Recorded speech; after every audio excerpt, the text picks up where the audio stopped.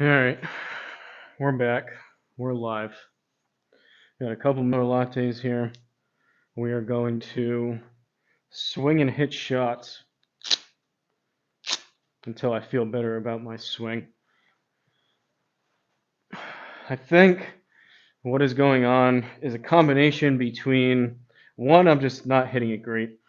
Two, I haven't been playing as much, and because of the weather, holidays, I haven't hit as many balls. And three, which is related to two, I haven't been playing as much because lately I was doing some speed training and be able to recover from that. I wasn't being able to play as much.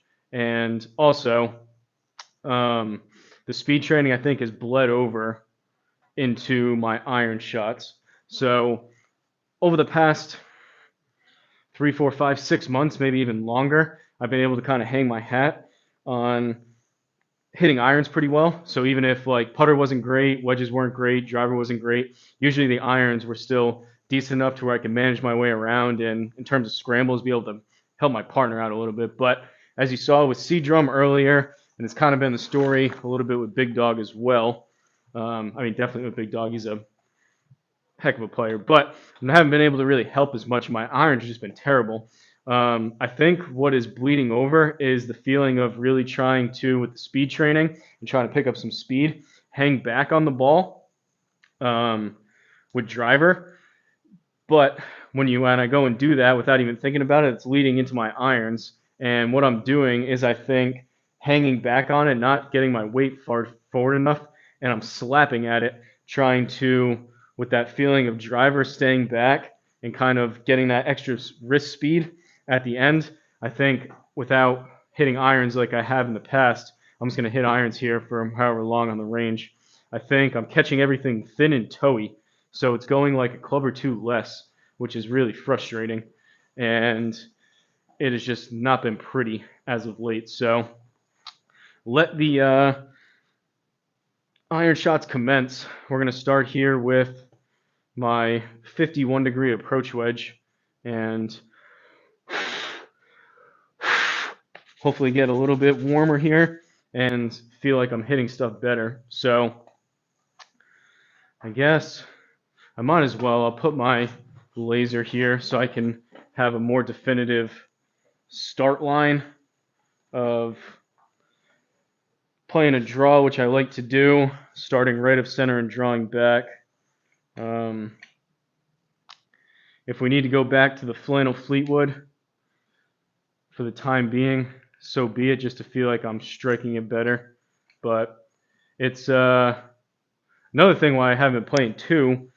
When you're not striking it the best and you're not playing the best, it's not exactly the most fun. You don't exactly look forward to coming out versus when you're in a good stretch where you don't really have to think a lot and you kind of just come out and you pick up where you left off and you hit it good. You look forward to playing more, and it doesn't turn as much into a seemingly kind of more of like a chore to play. You're actually looking forward to saying, all right, we're going to build on what I did last time I played well. Let's keep it going and play well. When you don't have a whole lot of confidence going, becomes a little bit more frustrating to play. But approach wedge, 51 degrees. We're going to start with my 100-yard shot. What I want to do is slow down the backswing, give myself a time to pause and drop at the top, shift that weight, and hit down and compress it. I've said it before, but subconsciously, with the projector, I'm also trying to hit up on the ball with driver. I subconsciously try to almost help the ball up in the air to where irons I want them to see, if I'm not paying attention to it, have them hit kind of in the middle of the screen, even though realistically I need to work on probably compressing it more and floating it down to where the ball hits down here, which is a little bit counterintuitive the way everything's set up. But let's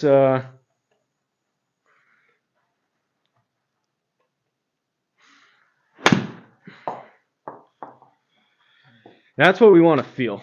Nice and easy, don't need to do anything crazy. I want to hit balls like that for a while and then hopefully get back to some more standard stock yardages. That was thin.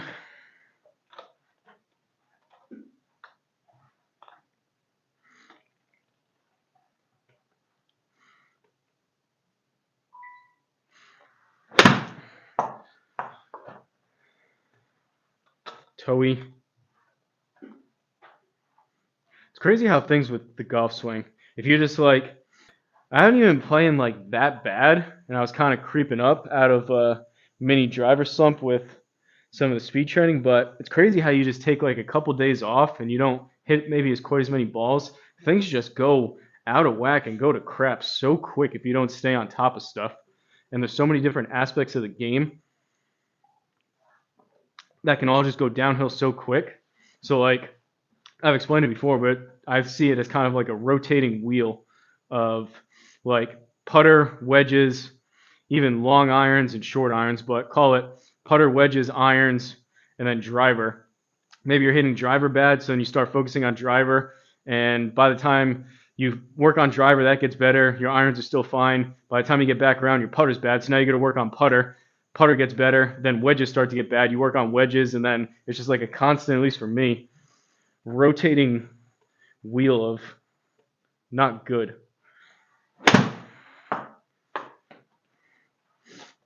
This choke down shot, that was a little chunky. We want to see it in the neighborhood of about 100 yards carry. That was 91.2. I want to see this about 100. That's better. It's 97.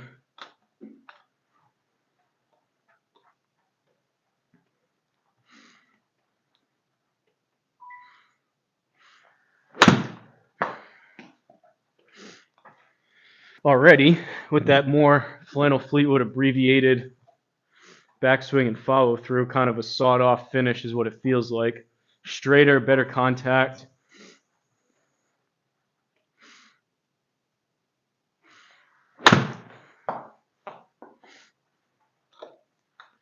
.101. That was a fade instead of a draw.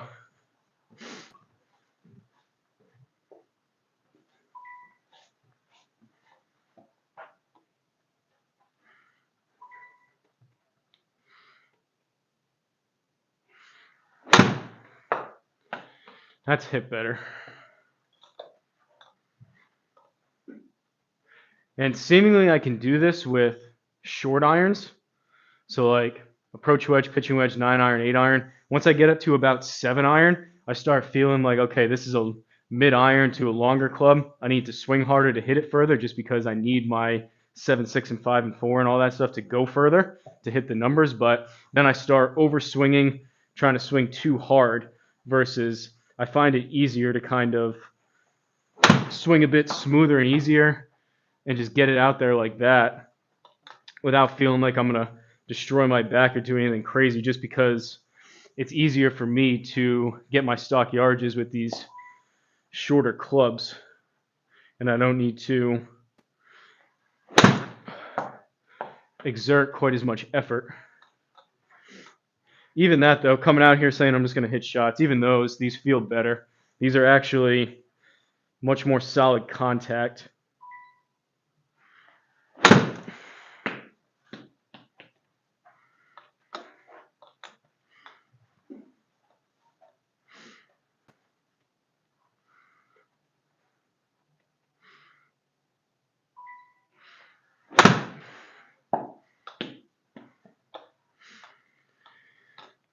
Warming up a little. That's 106 now.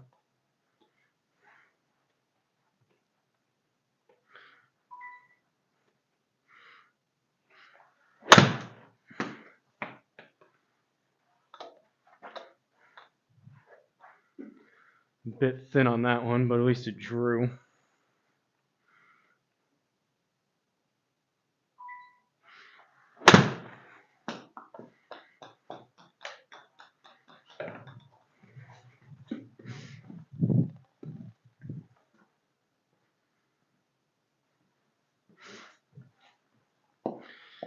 Do me a favor, if you guys are tuning in, just hit the like button on the video. That's all I ask. It helps the old algorithm push the video, the live stream out a bit more.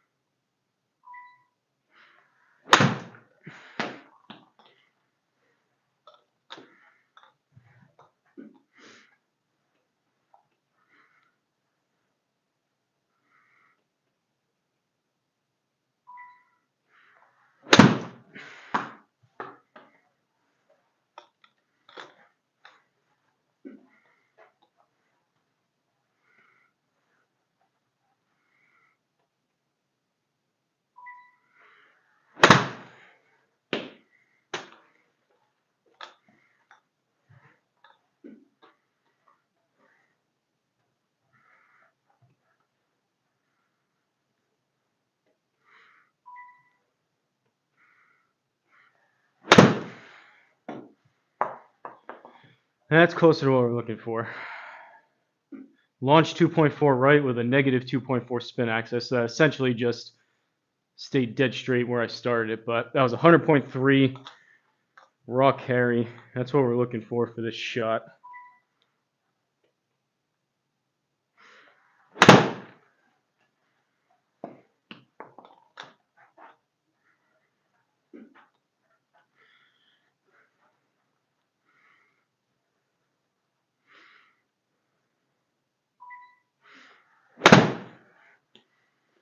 All right, find a little bit of consistency here.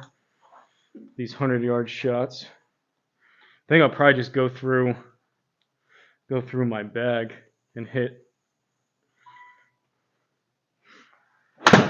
irons across the bag.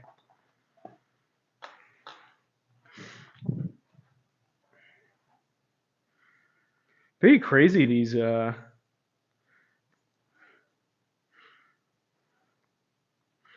max flies. Weird. Something yellow on that one, but these max flies look. I've been using them now for, I don't know, a month, maybe longer.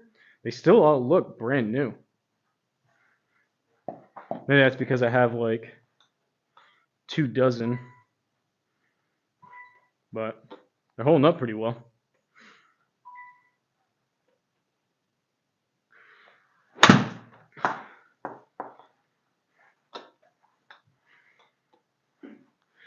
My lower back has also been bothering me, has been on fire as of late. That could be either working out, sleeping, or I'm thinking probably the way I'm swinging some of these probably isn't helping either.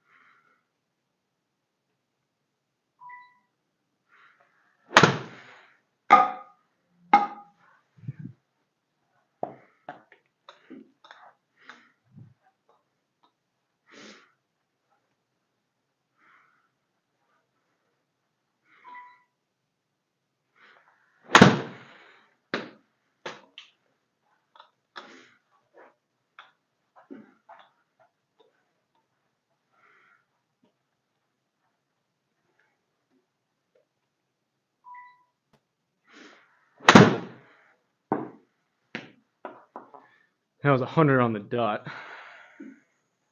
All right. Those are choked down approach wedges. Let's try a fuller approach wedge, which should be in the neighborhood of about 115 carry. And then we'll go pitch and wedge.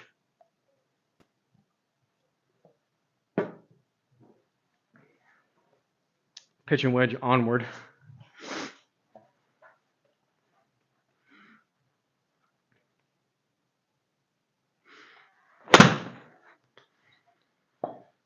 On 17, even that got a little bit quick at the top. It's not a bad shot. If that's what I was trying to hit at 115, I'd be happy with that, but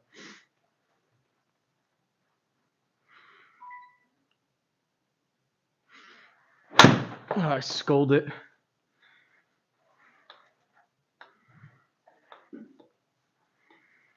Funny game where you're not hitting it good, and even that, like everything setup wise felt the same, but you get over the ball and your head just spins because you don't know what's going to happen. So confidence is such a big part. When you have it in a certain aspect of your game, I don't know why I swung so easy at that. You feel like you're never going to lose it, and when you don't have it, you feel like you're never going to get it back. It's so simple when you're just hitting it good. You don't really think about anything. You just, well, I've been hitting it good, so I'm going to keep hitting it good. And one of those things when you're like that, not hitting it good, you wonder if you're ever going to hit it good again.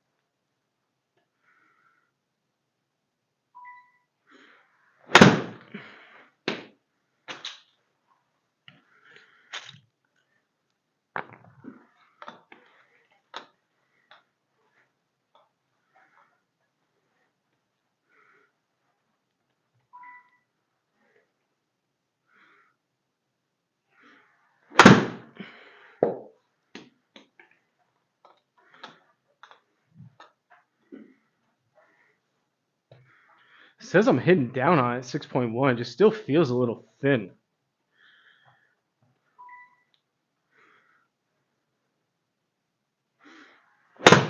That was compressed better. That was 120. That's what I need to feel.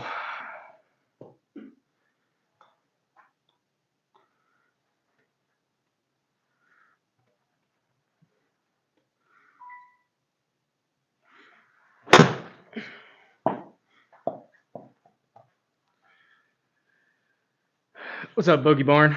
What club? 51 degree. I have TaylorMade P770s. So this approach wedge is, you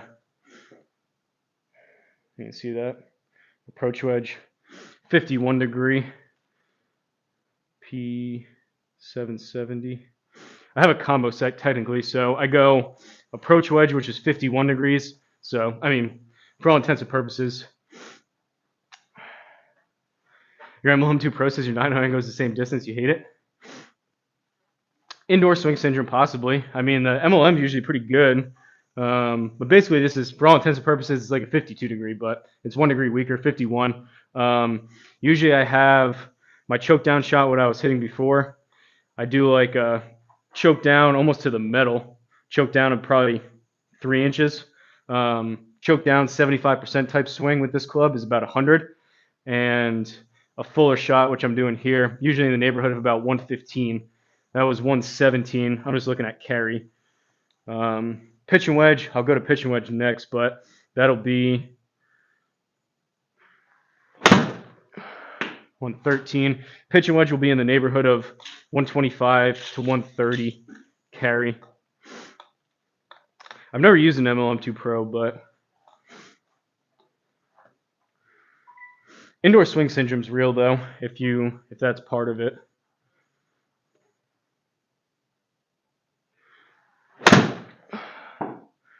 $117.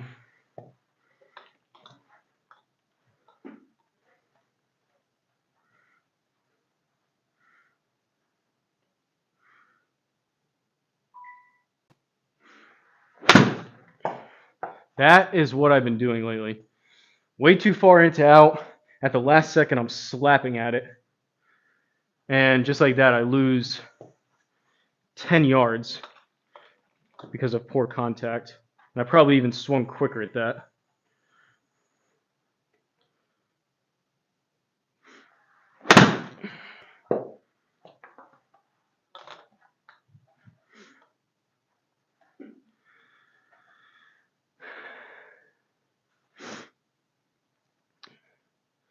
Heard that, but I don't think so. Get my 9 iron like 9,000 backspin. Driver gets 4 to 5,000. Something ain't right with the RPT balls. Yeah, I mean, I don't know. I haven't used them. I'm using Maxfly Tri-Flies. I'm using the square though. 4,000. I mean, yeah, that's pretty high. 4 or 5,000 for a driver is high. That either means I think it gives you club data, right? They recently updated that. What's your like club path usually? Because I'm pretty far into out. It sounds like, assuming either it's reading wrong or assuming it is reading right, and maybe it's something with your swing. It could be because you're swinging across the ball, kind of coming over the top, out to in, which will add a ton of backspin, ton of side spin, which will generally kick up. Should have got the square. Keep using the GS Pro. And you've been using GS Pro, yeah. It could be your club path if you're coming across the ball. It'll add a lot of spin, but usually for me, I mean, 4 to 5,000 is a lot. That's even higher than like a 3 would. So generally, it would have to mean you're catching everything low on the face and really heely and coming across it to get that kind of spin with a driver.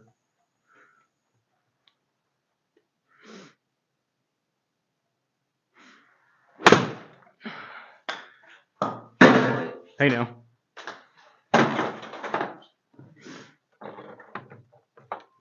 That was hit better too. All right, that's the only one thing about these tri-flies. They do climb up the screen. That was hit good though. That was 122. Honestly, that's almost too far for that type of shot, but we'll call that good. Let's hit pitch and wedge for a while now. This should be in the neighborhood of 125, 130 carry.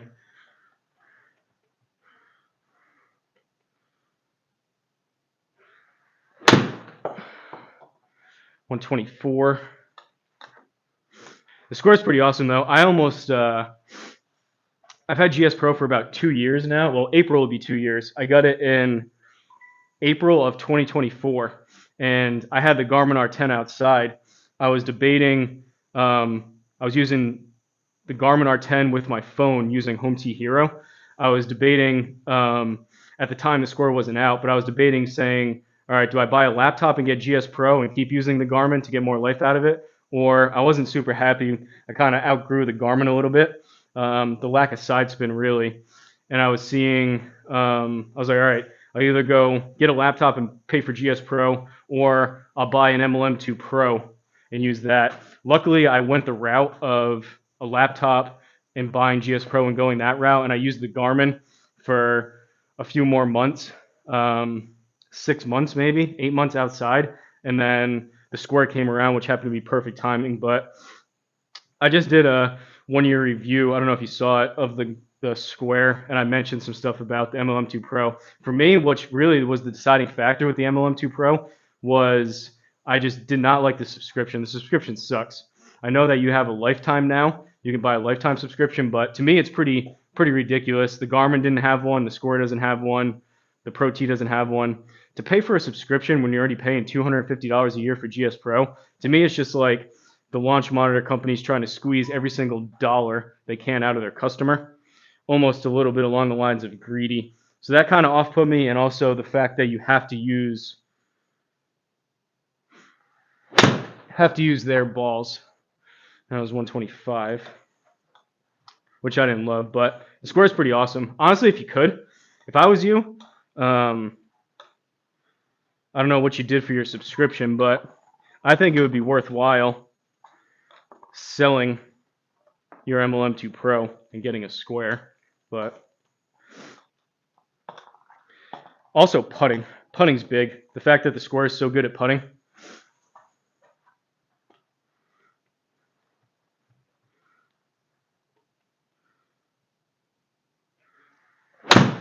That was hit better.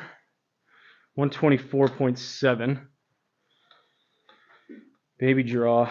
This is all we're looking for. Hopefully by the end of this, I can just say, okay, I'm hitting it better. All I'm trying to do is build a little bit of confidence to where I say, okay, I can hit my irons again like I want to. 125 again.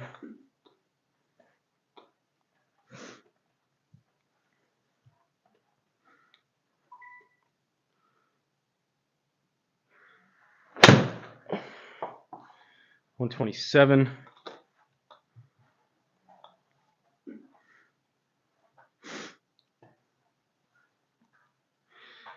MLM reads every push as a slice, every pull is a hook. Really?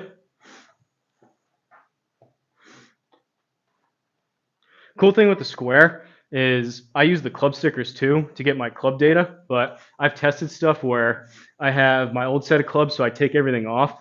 So for example, like I'll show you quick and then we'll get back to it.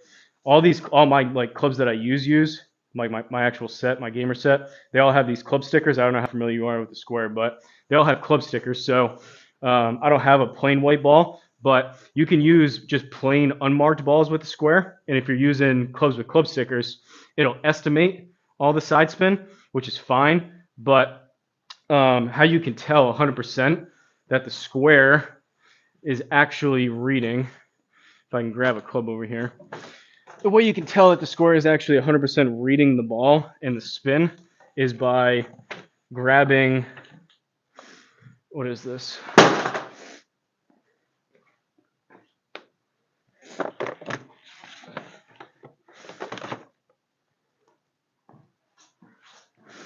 This is an 8-iron. So this is my old Sim 2 Game Improvement set, which is now kind of my dad's, but this is a Sim 2 8-iron and it has no club sticker on it. So if I were to use this club with a plain white ball, everything would go dead straight. There would be no side spin and no spin access. So as soon as I hit this right now, I know I'm on the projector, so it's a little bit tougher to see. As soon as I hit this club with this ball with no club sticker, all the club path and the face to target and the attack angle will all be 0. But you know for a fact that the square is reading and locking onto the ball because I chunked that, but it's still picking up the spin even without the club sticker. And I guess just for the sake, you're the only one seemingly in here saying anything. So if I grab a hopefully clean-ish ball, let me see if I have one in my bag. These have Sharpie on them, which I don't want. Those are all yellow, which I don't want.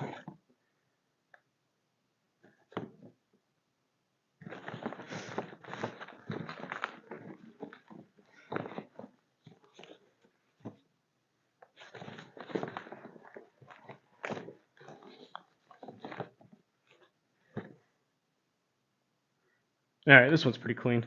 It has one little Sharpie dot on it, but you won't see it. So if I use the same club and now I use this plane right here, Pro V1, watch this. This is how you know, which you can do some of those kind of tests with your, even that has a red Sharpie. I don't really want a red, I'd rather not have a red dot. All right, I should have just got these in the first place. Really don't want a red streak on my screen. All right. These are this is a plain Callaway ball. As soon as I hit this plain Callaway ball with my old club with no club sticker, this is going to read as dead straight. So wherever it starts, it's just going to go straight. There's going to be 0 side spin and 0 spin access.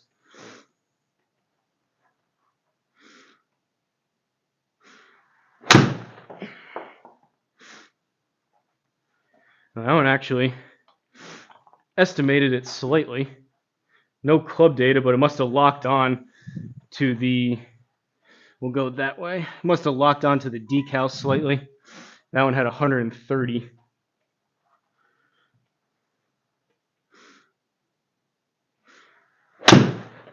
There we go.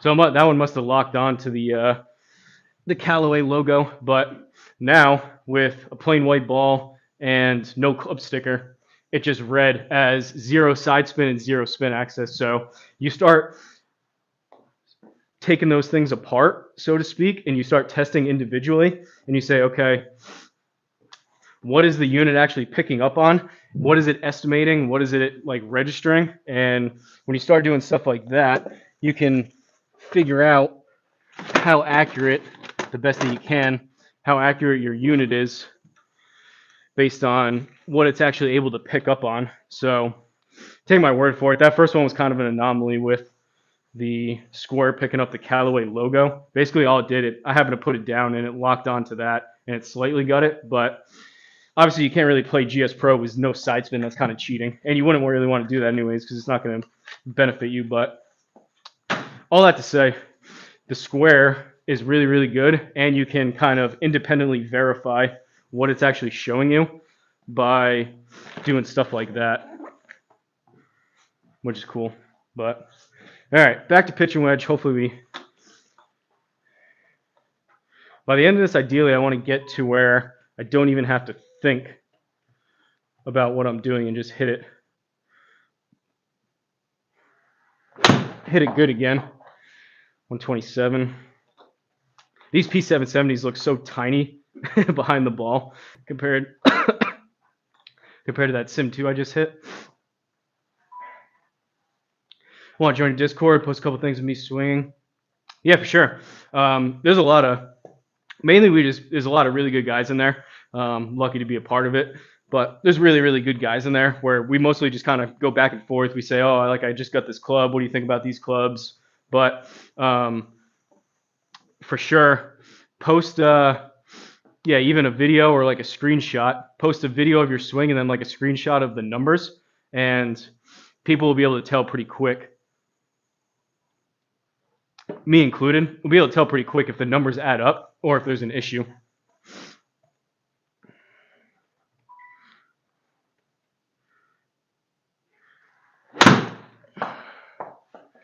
All right. Still a little bit thin and toey, but that's 128.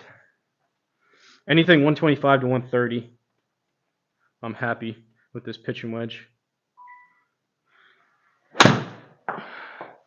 127.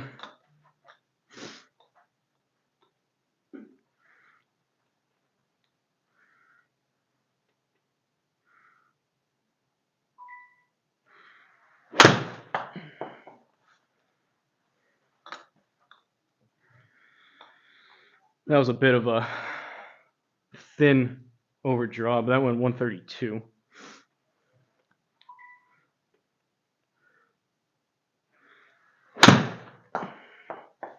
128.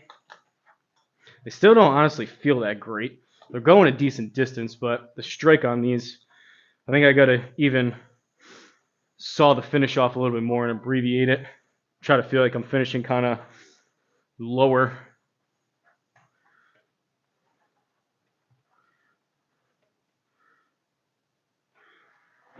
Like that.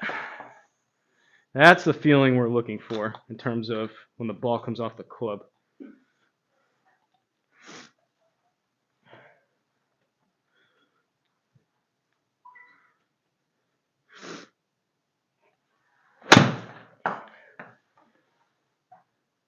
.130, baby draw.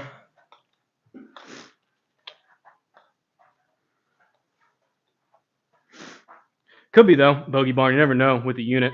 Usually I err on the side of it's usually try to fix things either in like your swing or your setup if that's causing something, and then kind of at the end if you kind of like narrow a lot of things down to where like okay you're not coming massively like if I open up the club face and I come really far over the top from out to in, so I'm swinging this way. That last one was 4.1 degrees into out. If I swing basically that far across the ball, it will kill a ton of distance and add a good amount of spin. So if that was 15 degrees out to in. I kind of thinned it a little bit, but you get the point. With a ton of side spin, I struggle keeping the face open, but if you're coming way across the ball, that'll add to it and it'll kill.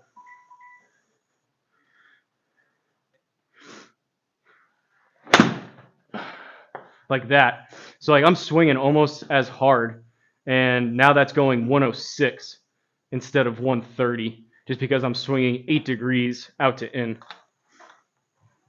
So if it's something like that, and it could be your swing, either how you're aligned or how you're hitting it, that means that, which is a good and a bad sign, you can fix it with your swing, but it also means that your launch monitor may be all right. But if you happen to be swinging into out like I was, and you're still getting those crazy numbers, then I don't know. What's up, Dankster? It's getting fixed. I've just been slapping at it. I said it at the beginning. All the speed training, and one, I haven't had as much time to play. Two, it's been cold. Basically, I haven't been playing as much, and the times that I was playing over the past week or two have been mostly speed training, and I think all of that has bled over because one, I haven't been hitting a lot of irons, just practicing, and two, everything that I was trying to do with driver, trying to kind of stay back on it and hold the lag and then release the club at the last minute, all that is bleeding over into my irons to where the past couple times I've been playing, like I played with C drum earlier, and I'm slapping at the ball, catching everything thin and off the toe, and it was going like a club or two short. So I just came out saying I want to just hit a bunch of irons and try to. Even that, I did it again. Hung back on it. I'm not shifting my weight far enough forward. I'm hanging back on it, trying to help it up in the air, and I'm skull thinning it. I just want to get back to having something that resembles confidence. Like that. That's just, I can feel it too. I'm right here. I'm just dumping it and losing it. I want to resemble something that have some kind of confidence to where I play tomorrow with Big Dog, and it's better. Because right now, it's just, I have no idea what's going to happen and I'm kind of ingraining those patterns with my swing. It's really tough to differentiate between what you want to do with driver, and then it's different from hybrids and 3-woods, and then it's different from long irons, which is different from mid irons, which is different from short irons, which is different from wedges. And it's all kind of just getting bunched together with nothing really that great. Come over a little bit over the top and not enough for a humongous slice. You can also draw the ball. I know I'm too pro as possible for me to hit draws. So egregious when I play GS Pro. Have to aim 15 yards left to get close to the target. 9 in real life. Good enough to have some control. Yeah, I mean, post some Fins and Fatsman right there with you. It hasn't even been too much like that. I mean, mostly thin and off the toe. You can even see like this the residue on my club. I don't know if this will show. You can just see where my ball, where the wear. What's the best way to... You see all that residue is just all low toe.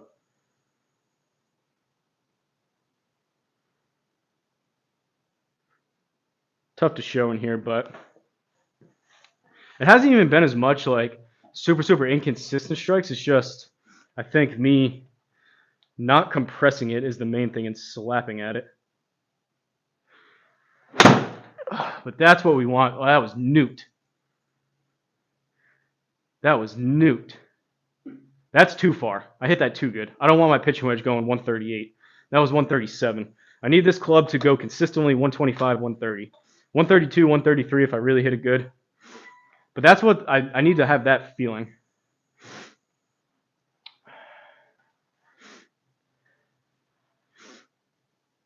Yeah, we were talking about Denko. He said he's going to join. He said he's going to join the Discord, but he was saying he was getting 9,000 backspin with his with his 9-iron. Let me scroll up.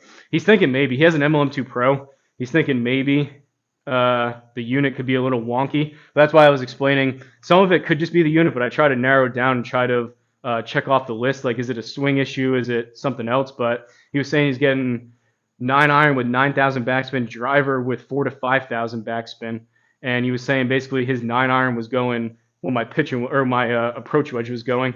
So that's why I was asking, like, what's his swing path? But if you're a 9 in real life, then yeah, you have an idea. Like, you know, you can, if you're a 9, you can feel if you're coming way over the top, if you're slicing it or you're hooking it. So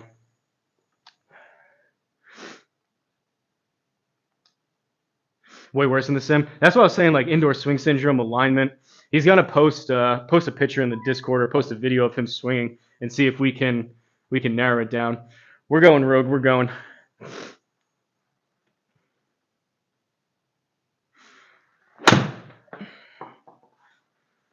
Or maybe you were talking to Bogey Barn.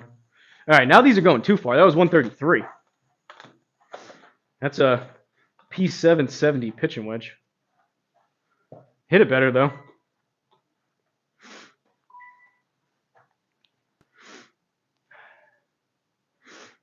What's up, Vic? I don't know why. Apologies, Vic. I think we had this last time, too. I don't know why it's showing like your ats now, and I don't remember what your username used to be. Right now it's showing V1CKE. It used to be your, I'm sure you've come in before, your username. You have to remind me what your other username was. You probably said stuff before.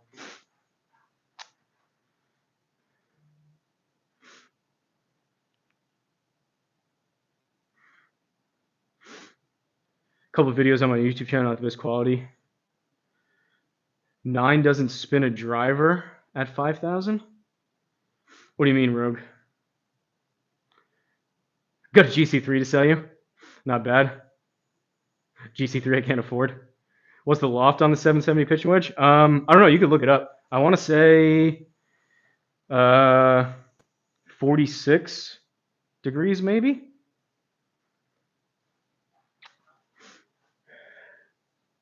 Yeah, apologies. I don't know why. Over the past like week or so, they used to be people's username. Now it's like your handles is showing up on my end in terms of the chat. Oh, 9 handicap. I thought you meant 9-iron. No, so the whole point, Rogue, yeah, 5,000, that's way too much. The whole point was he was saying he doesn't feel like his unit, his MLM2 Pro, is probably reading the spin right. So that's why 5,000 spin, 4 to 5,000 spin with a driver is egregious. That's more than like a 3 would. So that's why we were going through the checklist of over the top, club path. Did it again. Thin toe. This is where the frustration comes in. That's a 10-yard difference for the same exact club and same swing. That is just low, thin, and toey. But you can look up you can look up the lofts, whatever they are. I have a combo set, so 4, 5, and 6 iron are P790, and then 7 through approach wedge are P770s. The P790s are 2019, and these P770s are 2020, although they don't change lofts. They don't really change much from year to year.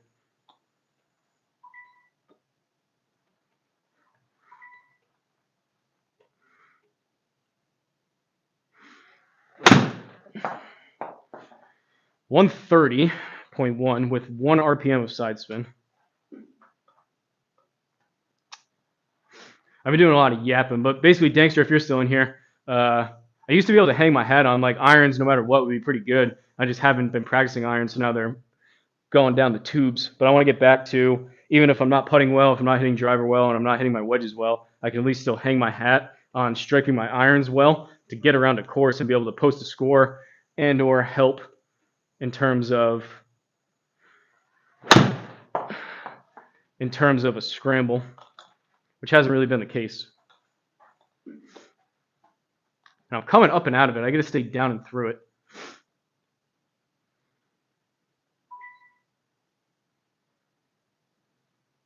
Yeah, spin your driver at 5,000 and go 195. Sim max goes like 230 in real life. Or goes like 230 at regular carry, 260, 270. Can't hit my long forehand longer than 180 on the sim. Possible I'm just bad, but refuse to accept it. 6'4". Yeah, it's pretty tall. Yeah, I'm in the Northeast. I'm in New England. Rogue. That's the tough part. Like, I've gone through it too as I first got into the sim with the Garmin R10 and even at the beginning with the Square. Like indoor swing syndrome and just the way that you're hitting it off the mat. You're like, okay, I do this on the course, but it is a little bit of a humbling experience to where you say, okay, maybe on a really good strike, slightly downwind and a perfect lie on course, you hit your pitching wedge or pick a club, you hit it a certain distance, but that doesn't mean that's what your true average is. So like you expect to see your best strikes on course have that distance on the sim, which is just not the case. And also, indoor swing syndrome is a thing to where you line up different, you're closer to the screen, maybe you're restricted a little bit, you're worried about hitting something in your backswing, so you're swinging a little bit different, which the easy route, which I've done in the past and other people do, I'm not saying you're doing it, but the easy route is saying, well, this unit's messed up, I hit it way further. But really, if you have people that are really, really good players and they can use their unit with no problems, then most likely it's either something that your swing's doing or your setup. Probably not the unit, but it could be.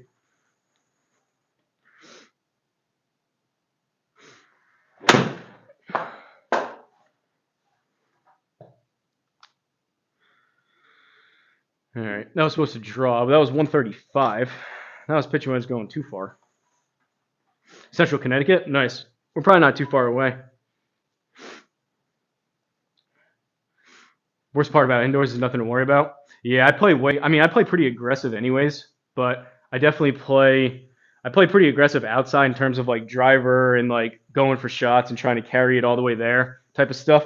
You could say it's poor course management, but I do even more so in the sim because you're not worried about having to hit it near deep rougher trees and going to find your ball and losing $5 for the ball. And you're also not worried about hitting into a group that may be over here. I just kind of bomb and gouge more on the sim.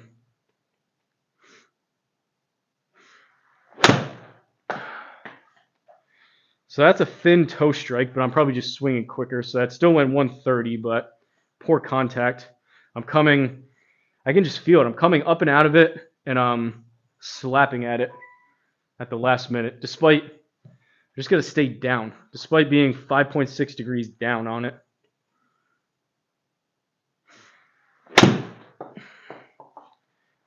Terrible. Even worse.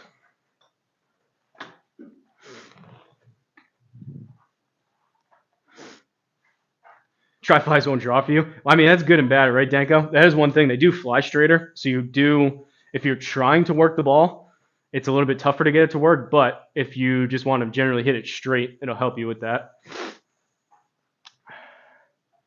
Not always accurate readings. Yeah, I'd be curious. Post like either screen record. This isn't a good example because I'm just doing this differently, but how my streams usually look, where you can see the swing and then clearly see all the numbers. Just post like 1, 2, or 3 swings, and me or anyone else in the Discord will be able to tell pretty quickly if something's wrong and the numbers add up or not.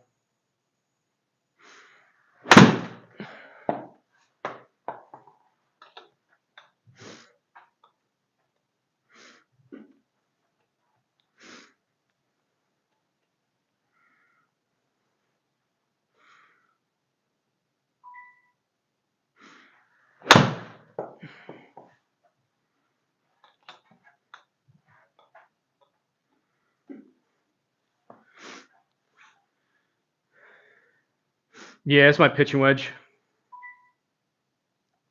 P770 pitching wedge.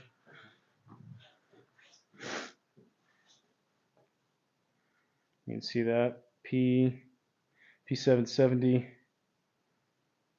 pitching wedge. Pick my chin up a little bit. At least for irons, it's spot on. Can't tell for driver. Moved on to the QED. Feel like you're looking down your nose at the ball. It's quite freeing.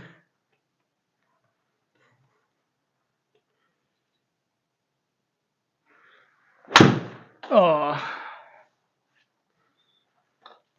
that was a thin Healy strike. Still went 130.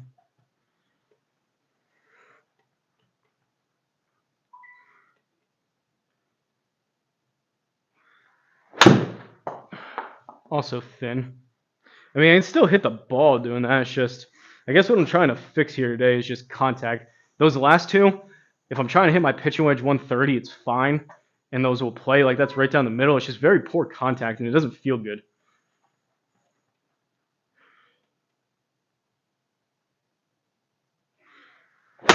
That's what we want right there. And all that was a little bit slower on the backswing. A little bit more controlled, a little bit more stable. 30 RPMs of side spin. That's the tri-fly for you right there, Dankster. Basically just stayed exactly where I started it. I started at 2.8 degrees right, and it had 30 RPMs of side spin, which is about as straight as you can hit it. So it looked like, that looked like a fade, which maybe you're seeing Bogey Barn, you're seeing that maybe with your MLM, the way it shows up. If you look at that shot, that looks like a fade, but it was actually a push baby draw because it just started right. And even though it displays like it fell over to the right, it actually had left side spin on it.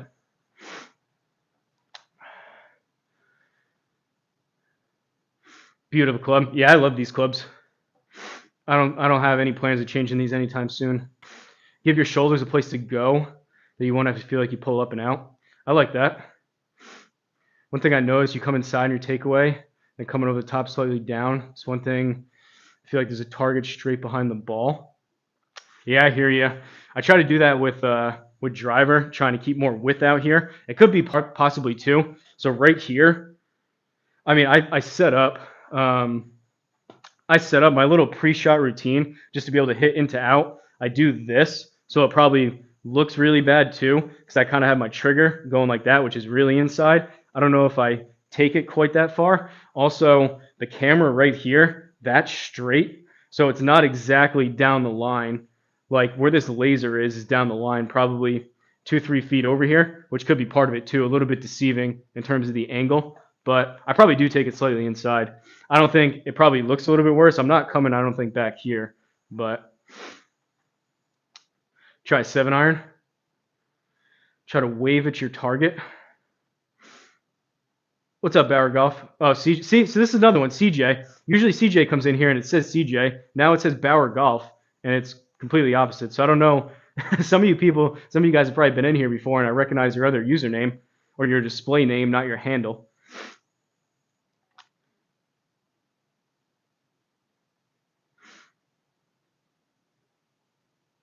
No, I'm not going to play.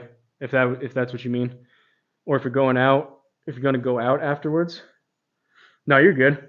I mean, the whole reason, if I didn't want any advice or I didn't want anyone to say anything, I wouldn't have gone live. So you're good. You guys can say whatever you want. That was a line ball, easy swing. What shaft? These all have dynamic gold, 105 gram X100 VSS Pro. They're 105 gram extra stiff dynamic golds. All the way combo set. I bought them together. I don't know if you can see that, but dynamic gold 105. They're all extra stiff. Approach wedge through 4-iron. I'll work my way up, Dankster. This may be a longer stream. I'm only on my second club because I'm yapping, but I wanted to go through my entire bag and just feel like I'm striking it better.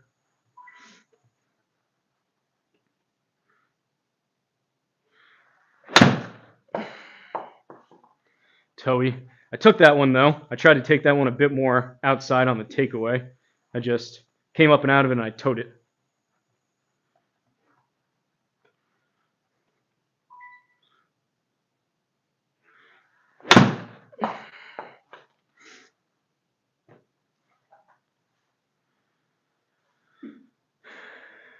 Do you have SGT leagues? It costs you to join. New to this whole stuff. Only part is the Web Plus tour at the moment.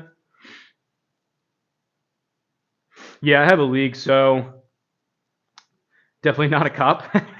That's a good name. So yeah, if you Bogey Barn, if you're on the web, then you have the regular SGT subscription, which is $80 a year, and then to be able to get into the leagues, it's an extra $40 a year. But they prorate it. So say you joined SGT. I know you said you just joined it, but for example, say you joined SGT 6 months ago. If you paid for the pro add-on, which gets you into all the leagues, it would only be $20 for the remaining 6 months. It goes on the length of how much you have left on your main SGT subscription is how it goes.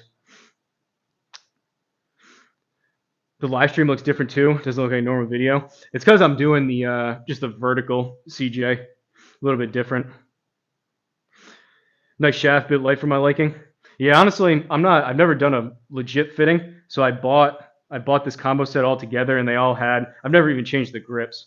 Everything the way I bought them a couple years ago is just exactly how I play them. And I wear 2 gloves anyways, so I bought them, and I just have got to the point where I'm just used to them.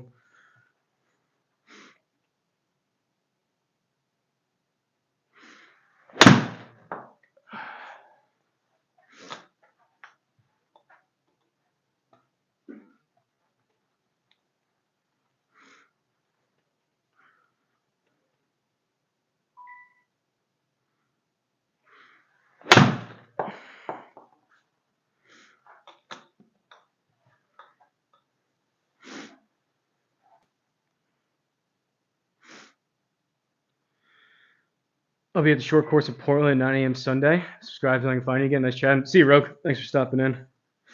Best camera placement is down the line of your hands, around hip height for a good swing capture.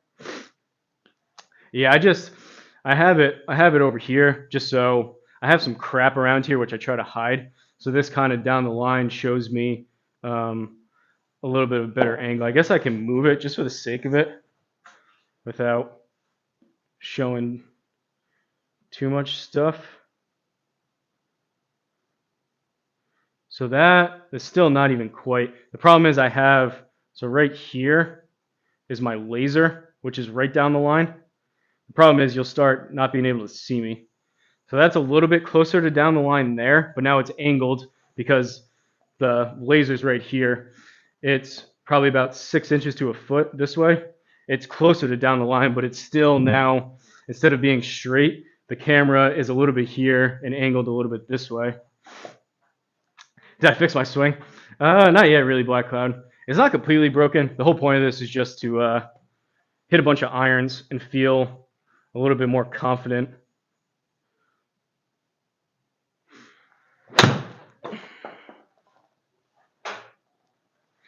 That was 130. We'll go to 9 iron. That was halfway decent. Still a little toey, but we'll take it.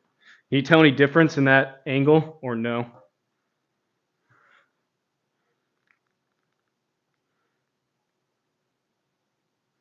Can maybe go a touch more.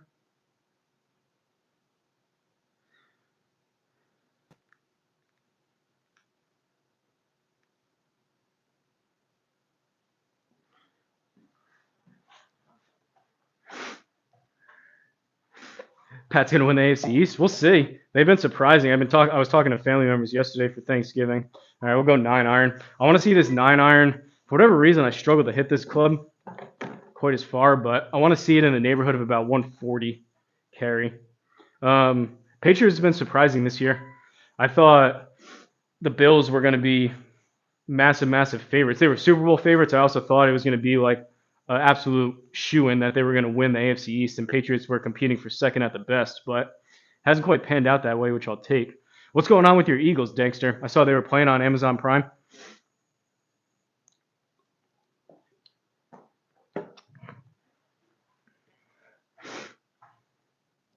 Get beat by the Steelers. I think we have the same laser device. I really like it. I have it.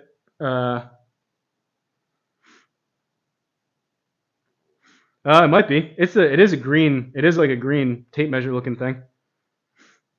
Trash team, which would suck. We play Cincy and the Steelers. Burrow's back. Yeah, Burrow played good last night. People sleep on Burrow. Kamish is a big Bengals fan who's not currently in here, but down 1 to the Bears. All right, 9 iron.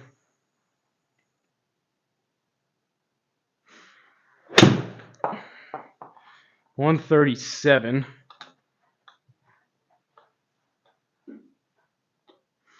Which I struggle sometimes too. Like, that's honestly probably pretty close to my average, which gets bunched up with my pitching wedge, but that's probably closer to what I average with my 9 iron. So, like, do I need to swing harder just to get 140? Or do I just accept that for whatever reason, my 9 iron only goes 8 yards further than my pitching wedge, is the question.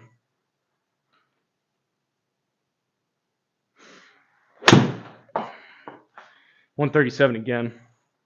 I just feel like sometimes I'm probably not alone in this, we get into the habit of saying, okay, my pitching wedge goes this, so my 9 iron has to go this. But sometimes it's just not the case. Which, if you get really technical with it, that was hit better. 142. That's what we're looking for. A little bit slower, a little bit more controlled. If you get really technical with it, that's why people like Seedrum and other people, they actually bend their clubs. JT Walsh does it. CC Wilco does it. They actually bend their clubs different than what they come stock, just to be able to more closely gap. For whatever reason, if you just happen to hit your 9 iron a little bit worse than your pitching wedge, they bend them slightly to even out the gapping.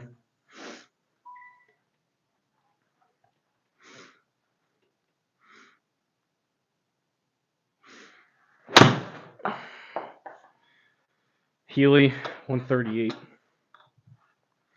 Which in the grand scheme, that's not a huge difference between the last couple, but ideally I'm closer to a 15-yard gap in between clubs.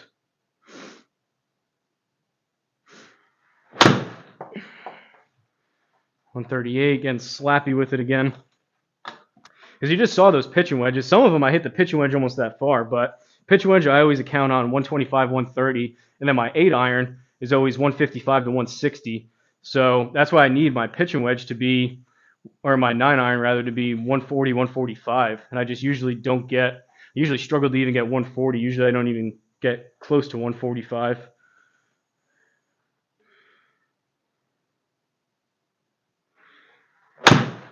Then 133.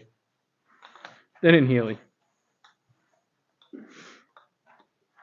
Did you go all out yesterday, Black Cloud, for Thanksgiving with all your cooking? You been them too? Gigawart? Local place that does it? Shipment of Strixon Z-Star Diamonds balls arrived. We got 4 2 dozen packs, $70 a box. They sell for $50 after tax, $213. That's a pretty good deal. 90-ish bucks. By far the best ball I've ever hit. That would be one thing if I had a different launch monitor, like a GC3 or something. I would never pay the $400 or more, whatever it is, for the subscription. Dankster is no longer going to be doing that either. But it would be nice to be able to try out just all those different balls and not be quite as limited with the markings for the square. But nope.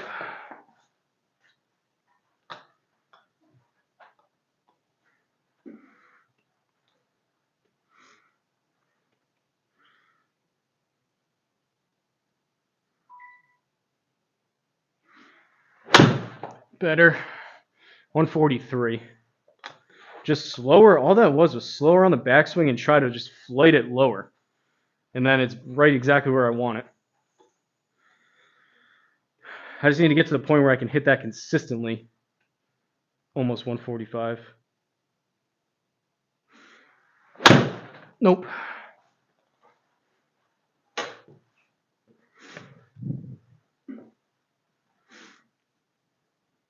Delmonico prime ribeye, prime sirloin steaks for Thanksgiving. You're sick of turkey? 96 balls, which in theory lasts you all next season.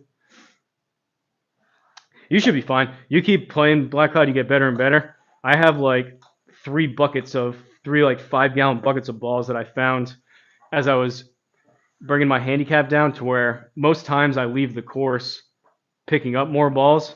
Granted, most of the time they're not nice, but I usually leave the course with more balls than I came with. So you're not, I don't know if you'll lose that many, maybe.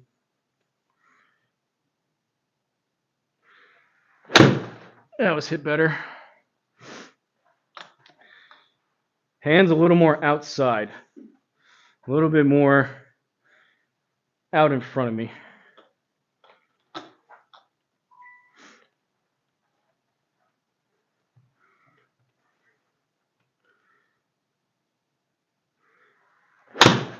Slapped at it.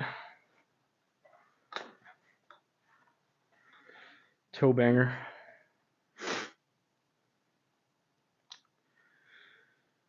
Golf Galaxy management telling me we should allow customers to hit balls they want before buying them.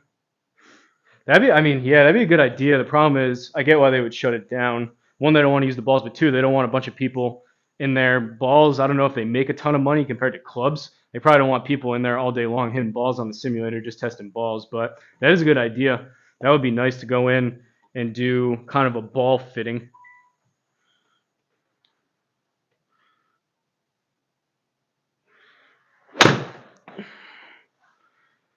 $143.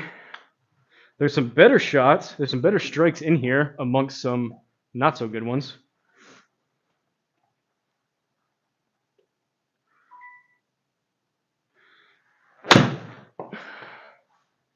And back to 138 off the toe.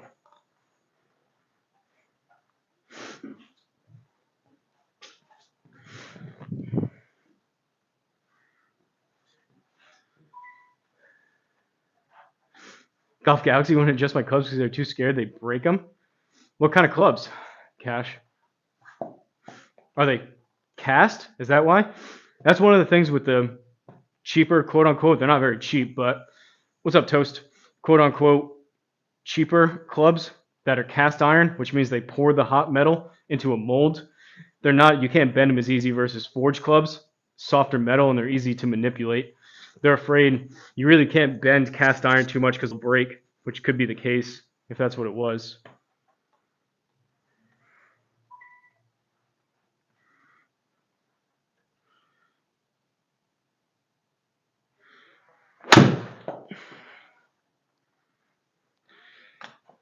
Thin.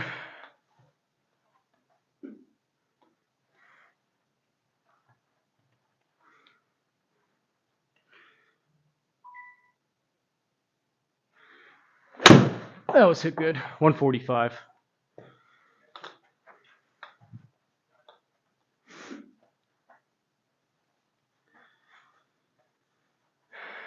Most places won't touch clubs for their older cast irons. Mizuno Pro 223. Took them to a local store and got them 2 degrees flat. What are the? I'm not super familiar with other. I'm kind of a TaylorMade fanboy, so I equate everything over to TaylorMade. But sounds like they're probably, what are those, like MCs type of clubs or what?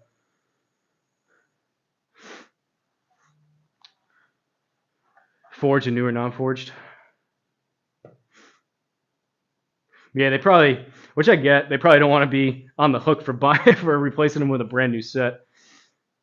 223s are forged.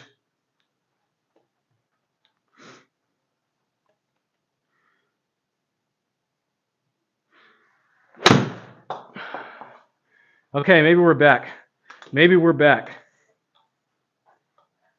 Those were 2 good ones in a row, over 140.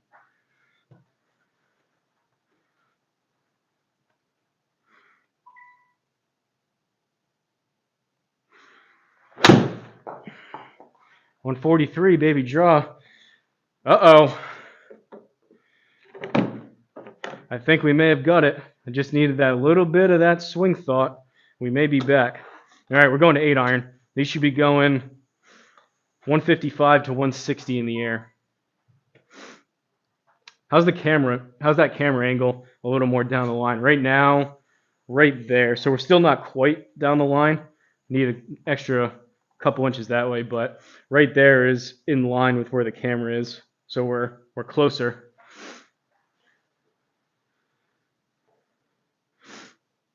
Forge would have a lot of tech. Typically use Titleist and Mizuno. Swing's looking good, man. Well, I don't know about that. I mean, I appreciate it, but the whole point is the swing. I don't know. I guess I don't really care how it looks necessarily, but the swing has not been feeling good. Has been the main issue and why I'm doing this. But those last ones were better.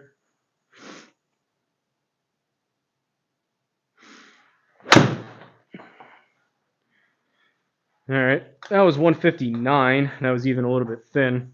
One nice thing about the speed training, although some of the driver techniques of staying back and kind of releasing the club at the last minute has bled over into irons, which hasn't been great. But doing the speed training, I am swinging it quicker. So now I wouldn't be surprised if I hit some of these good that are closer towards 165, even 170, just because I can swing a bit quicker without feeling like I am.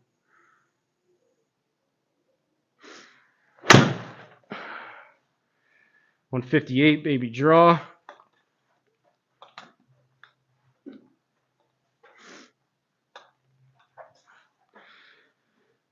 I've been saying it a lot of different ways, but basically the past week or two I've just been in a stretch of no consistency and feeling like most shots, probably 75% of my iron shots have just felt terrible. All I want to do is get back to having them feeling like when I'm hitting them, they actually feel like I actually struck them halfway decent is all I'm really looking for.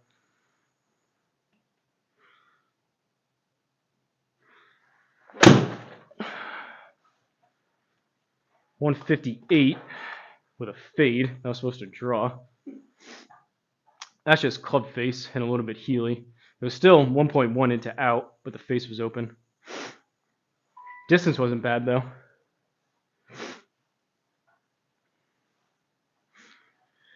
Crazy week. Had Royal Winnipeg Ballet for 2 nights. Country last night, today and tomorrow. Symphony, that's why I haven't been around much. You're a madman, Toast. So what you're doing, you basically, it sounds like you have to set up and break everything down for each of those shows, it sounds like. Are you like organizing it all or doing the legwork of it all or both?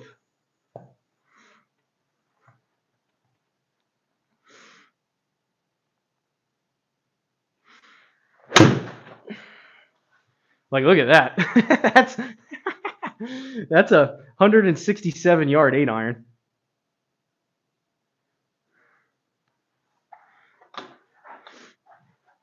That's not supposed to be going that far. That's like 10 yards farther. 7 to 10 yards farther than I want.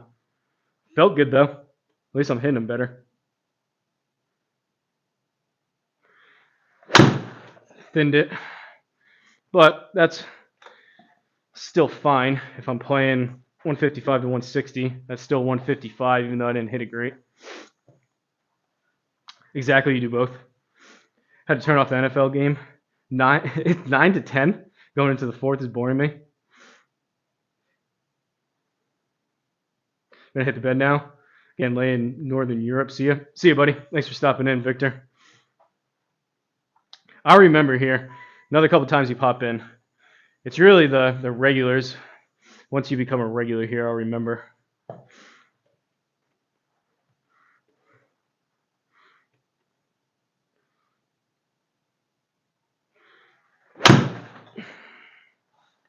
$159. All right, Dankster, you're probably not still here, but we're getting close to finally hitting the 7-iron.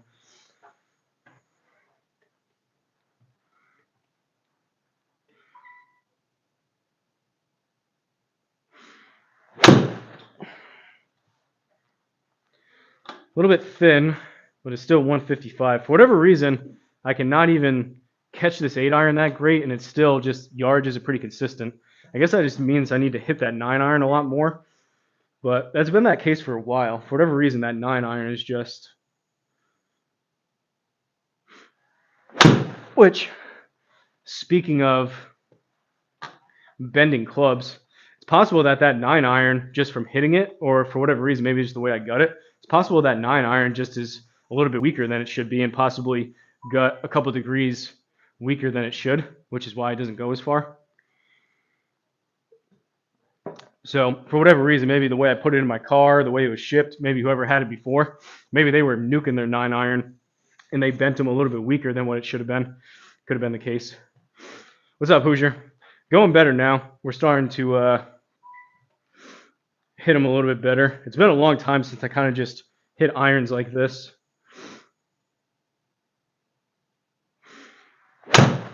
Pulled it, but that's going to go pretty far. 160. All right, one more good one, then we'll go 7-iron.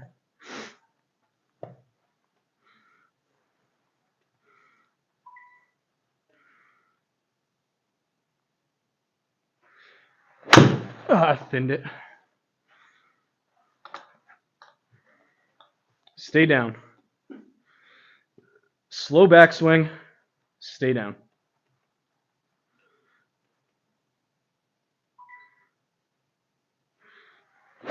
Oh.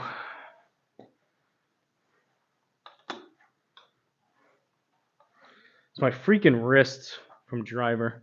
It's right there at the end. I'm trying to save it at the last second.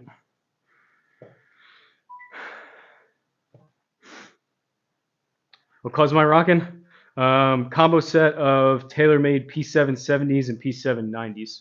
So I go approach wedge through 7-iron are the P770s, and then 4-iron, 5-iron, and 6-iron are P790s. Right now I'm hitting P770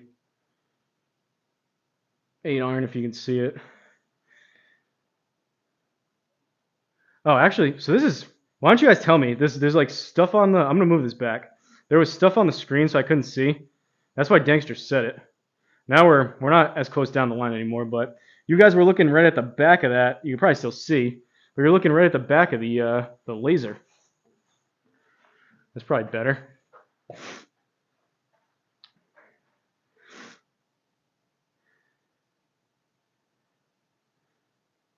I like that, Cash.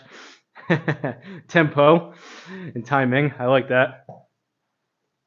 Those are honestly probably the two toughest things too, because those can get out of whack so easily.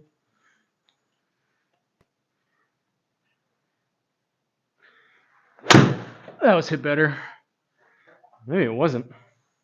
Went dead straight, but all right, 160, baby draw, and then we'll go 7-iron.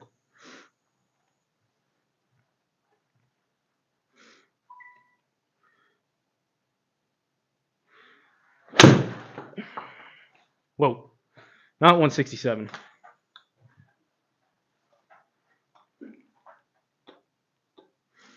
I don't need that club going that far. Like, am I crazy though, or this is what I was seeing with the pitching wedge too, and for whatever reason that 9 is just right in the middle that doesn't do that. Like the pitching wedge, I hit it pretty consistently, and then sometimes I would get those ones that come out hot. And the same thing with the 8-iron. Like all these shots pretty much have been right around 155 to 160, and then I get that one that goes a little bit of a pull, goes further, 167, but that seemingly never really happens with the 9.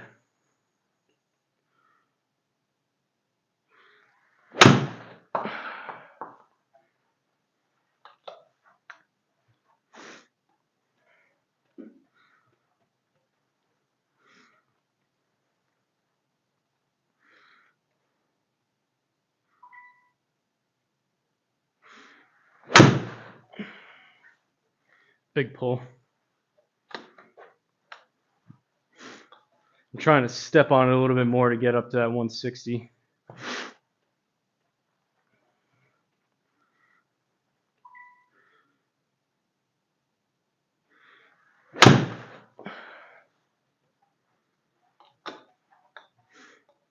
Don't get me wrong, they're not bad shots. They're all playable. They'd all be fine, but a little bit erratic still.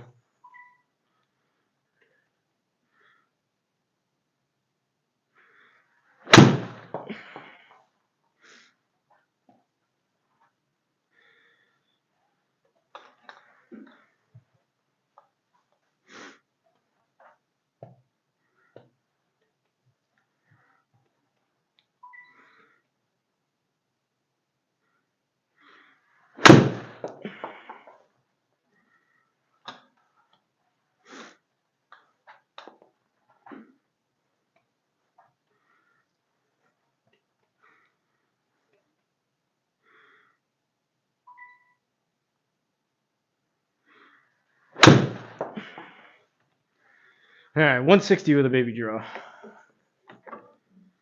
7 iron. Now, this one I haven't been hitting quite as far lately, but if my 8 iron's going about that, I need to see about 170, 175, 180 raw with this 7 iron.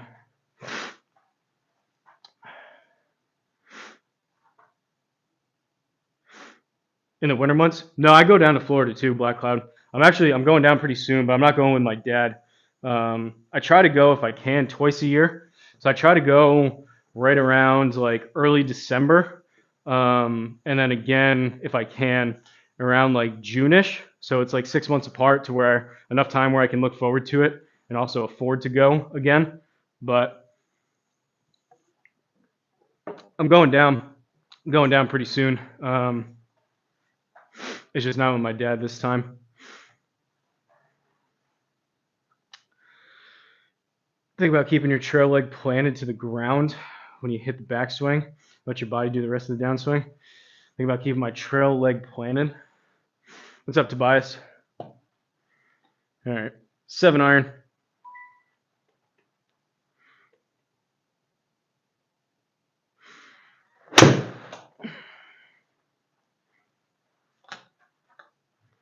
I feel like I get stuck back if I do that. If I think about that, I feel like I'm hanging back. Like that one, it didn't feel like I got enough weight forward doing that.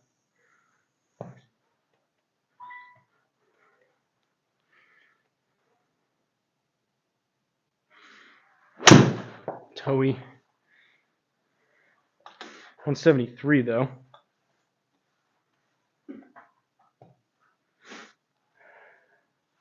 Yeah, it's pretty chilly here, Toast. -10, is that no snow though? Is that Fahrenheit or Celsius? 36 in the garage.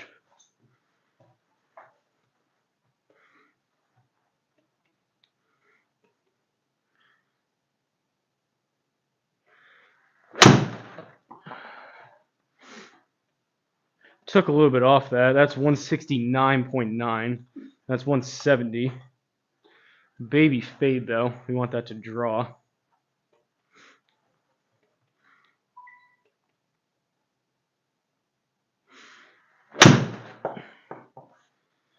And that is just nuked. That's 178 with me trying to not help it in the air and try to actually flight it kind of lower into the screen. I think that's honestly a lot of it, where subconsciously with the screen, I was saying that at the beginning, because the screen's so big and this down here you can't see, I subconsciously want to see the ball for whatever reason just kind of hit towards the middle of the screen when realistically that's too high and I'm not doing myself any favors. Where realistically I need to be probably feeling like I'm launching the ball on the screen, the ball's hitting the screen kind of down here in this lower section, which that was. And then I picked up a good amount of distance just by feeling like I flighted lower. Like that. That's all we're looking for. Ball speed went up too. Yeah, it's crazy, Black Cloud. I mean, it's odd. It's not, the tip is either good or bad. It's just crazy how certain tips, I've said that a lot, how real's different than feel, and everyone's brain works different. So a tip like that could work really well for someone, and then you say the same exact tip to someone else, and it's just the complete opposite of either what they feel or what they think or what they need to do. So it's kind of crazy with some of that stuff where I try to help people too sometimes, and I can feel what I think I'm doing. And maybe it's one of those things where that's just what it feels like, but that's not actually what you're doing. So then when you tell someone else to do that and they interpret it slightly different, it's kind of crazy like that, how all those little things.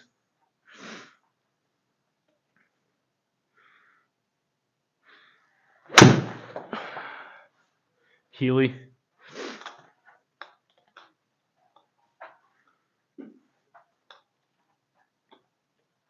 But I think maybe what he was getting at, maybe Paul, you can tell us. To me, it feels like that would lead to probably a bigger turn, and loading more into the hip would probably be what that feel is. But then for me, I say, okay, that's great on the way back. But then when I feel that on the downswing, then I'm not getting forward and I'm not shifting enough to where that's what my feeling is a little bit more of with driver, which I'm trying to get rid of with my iron swing, is kind of hanging back on it and not moving, I guess, the back quite as much. I'm all messed up though.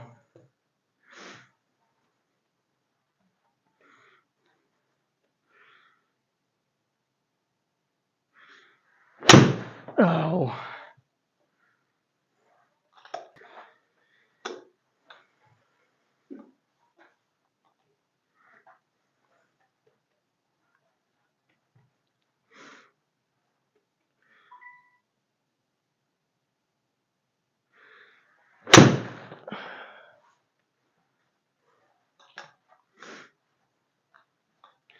We're not quite where we were when I was hitting irons better over the past few months, but there has been some good swings in there like that. If I can just do that 175 and do that down the middle with a baby draw, I'm a happy camper. It's just getting that now to where it's like 7, 8 out of 10 strikes in a row type of thing.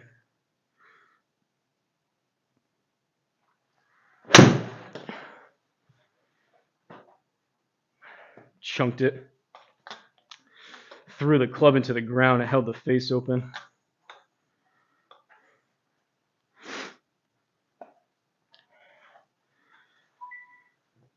One way to get your chair leg down in the backswing is to cock your left knee out in the backswing, and your right leg should follow. So you're saying more, you're saying more like that. It's probably a little more stack and tilt, I think is what you're saying. Probably more of that feeling. Oh, golfers messed up. Little white ball, chase it around for 18 holes. Lowest amount of strokes possible. Yeah, Robin Williams, that one's classic. The gopher holes or gopher ball, and then like to make it even tougher, they put bunkers, and I've seen that a bunch of times.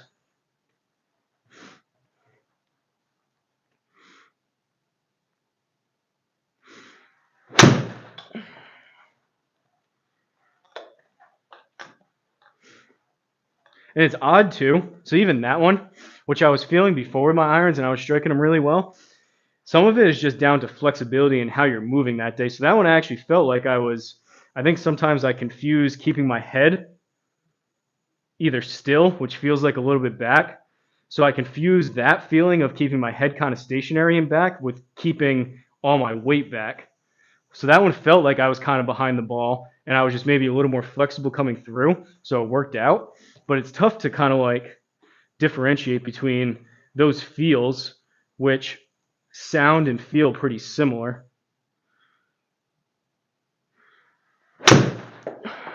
Whoa.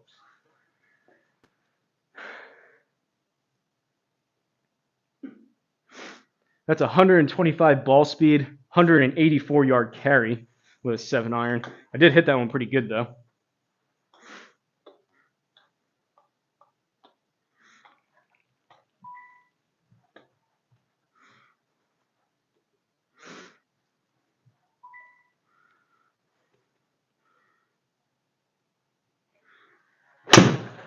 Not that one. Inconsistent.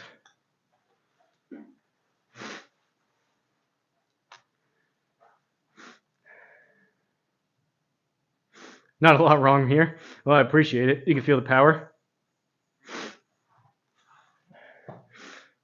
I mean, it's not, again, timing. Jason, it's not like my swing's completely broken. It's just my irons. I'm hitting them a little bit better now. I'm not terrible, so I don't want to be dramatic, but you can have like a decent looking swing and just know that you're not hitting it well, which is kind of I don't know. I don't really care how my swing looks. If you think anyone, either me or anyone else, how it looks necessarily, but I'm just trying to get back to where it just feels like I'm striking it well is really the main thing.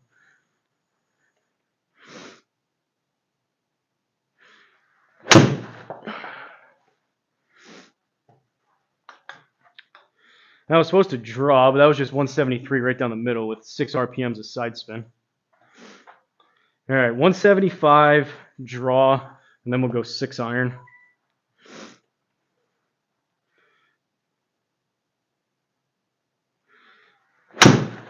Healy. Did try to draw a little bit though. 173 baby draw.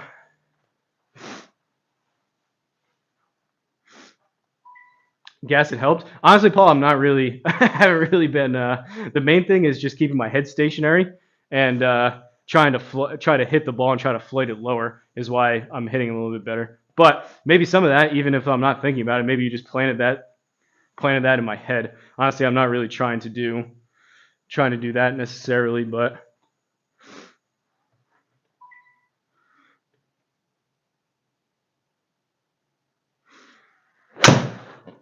thin.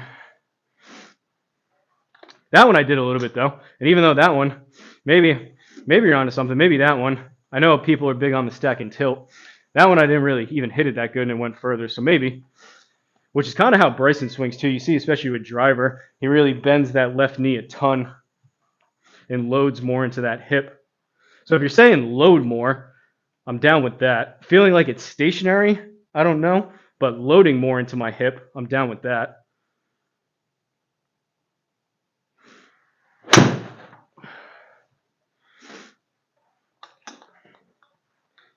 Too wristy.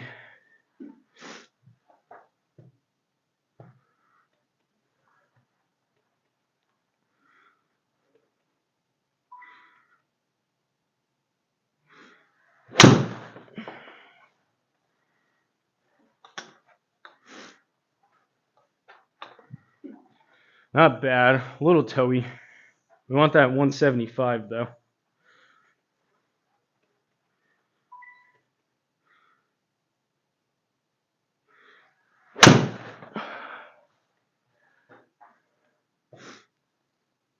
That was compressed better. Just didn't draw a ton. 174.2. Those last couple are just feeling like my head stays a little bit behind the ball and stationary. And all it is, instead of me trying to have the ball when I swing and hit up there on the screen, just feel like I really compress and flight it lower to where it's hitting. What I'm trying to do is basically have the ball hit the screen down here instead of up there.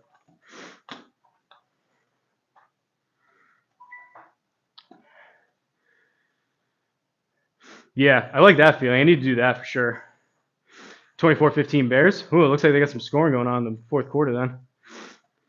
When you go to your backswing, keep your head on the ball, don't sway back. I do like that. Which a lot of that for me comes down to how I set up. So if I kind of preset some of that stuff.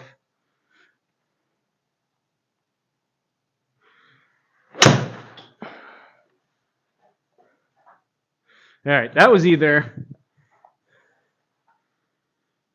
that was just a misread. I was gonna say either the ball broke or that was a misread, but There's no way that was actually hit halfway decent too. There's no way that that was 85 mph ball speed with 103. That's just a misread.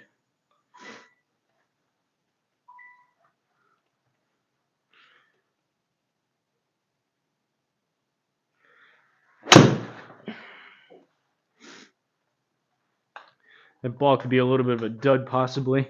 Not bad, 169 with a baby draw, but that felt like it should have been a little better. This one's going to be 175 baby draw.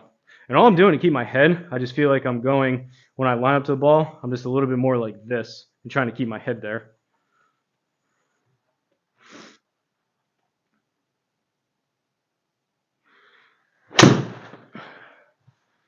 No, maybe not. 169 again. Right down the middle, though. Maybe I'm tightening up.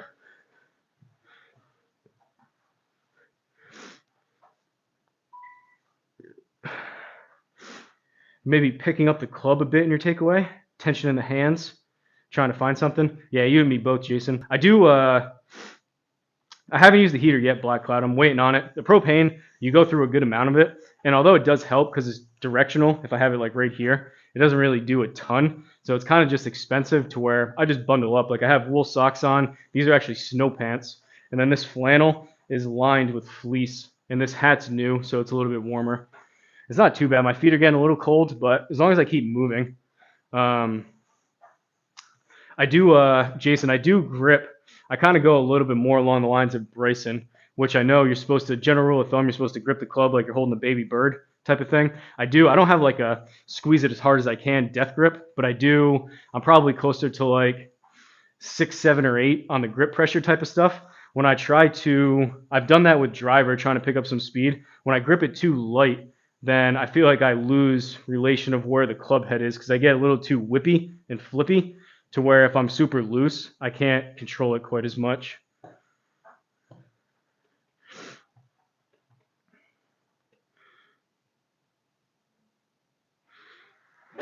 Oh, chunked it. All right, 175, baby draw, and then move on to the 6 iron. Come on.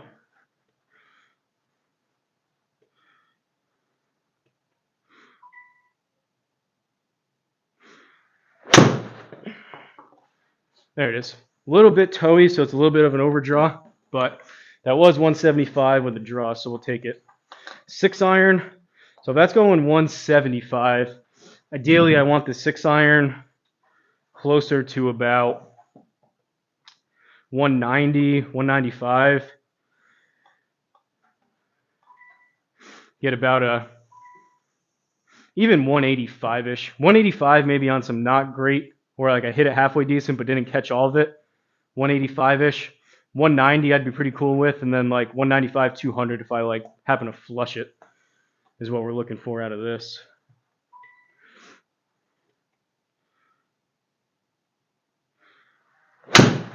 Healed it. That was almost a shank.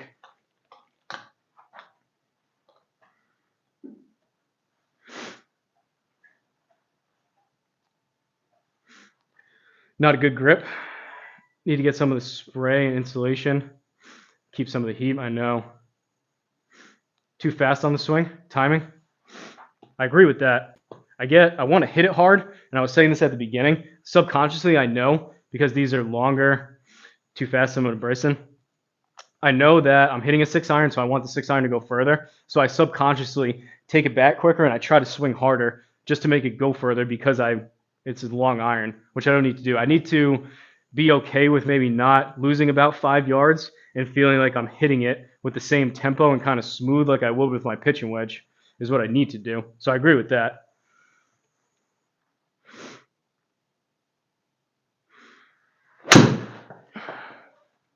That was a little slower, still a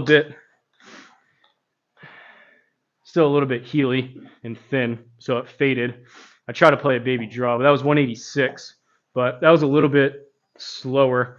I really need to focus on that. If I don't say, okay, take this back, what feels like really slow, just my like cruising speed, I bring it back way too quick, and then I rush it over here. So instead of coming back a little bit more control, which allows me a half a second here to drop my hands and then step on the gas, I come back too quick and everything blends together. So I'm too quick back this way, which doesn't give myself that time to drop. And then by the time I'm here, I'm already starting to come down and I'm coming a bit over the top and everything is rushed.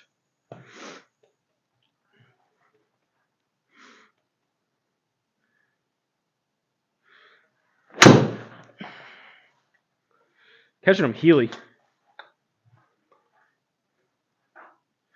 Tempo should look a little bit better on those though. I'm trying to really, really feel like I'm taking it back slow.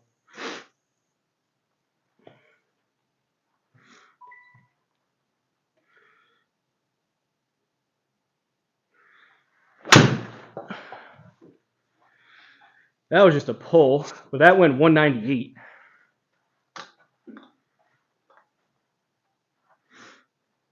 Stay down. Flight it down.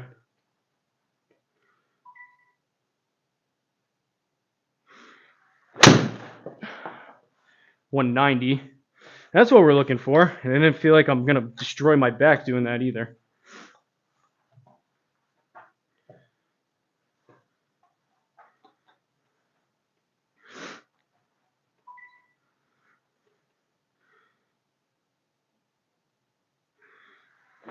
Oh, not that one. That's been the issue. Toe thin.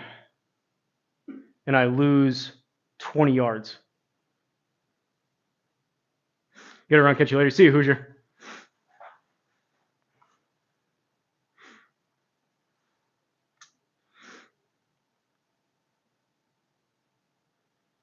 Wrong clubs? I don't think so. I mean, they're P770s and P790s with extra stiff shafts. So they're not blades, but they're player's distance with not a ton of offset.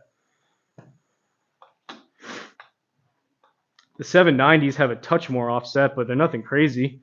Like, this is my 6 iron, which is, again, I go approach wedge through 7 iron are TaylorMade P770s, and then 4 iron, 5 iron, and 6 iron are P790s, which I really like. I don't think it's the clubs. That's my 6. You can scroll back. I showed the 770s before.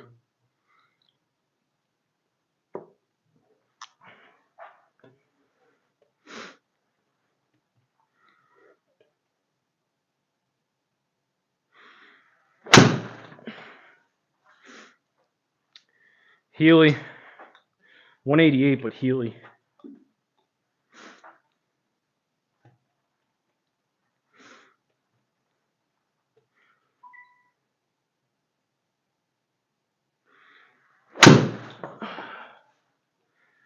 Also Finn and Healy.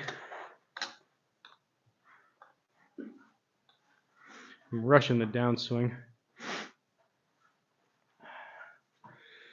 Get a fitting for forward golf. That company does look pretty cool, Black Cloud. Takeaway may help your tempo. Try to feel the weight of the club getting away from you. Helps me slow down.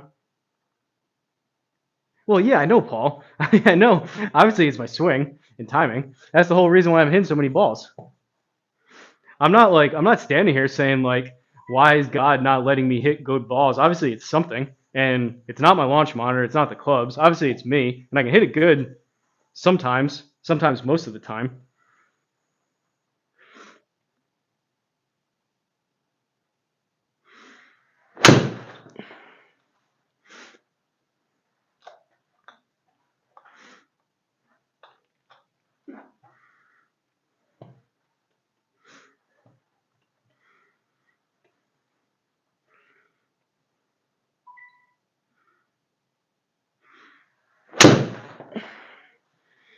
That's better. 190, baby, draw. Now we need to do that like 10 times in a row.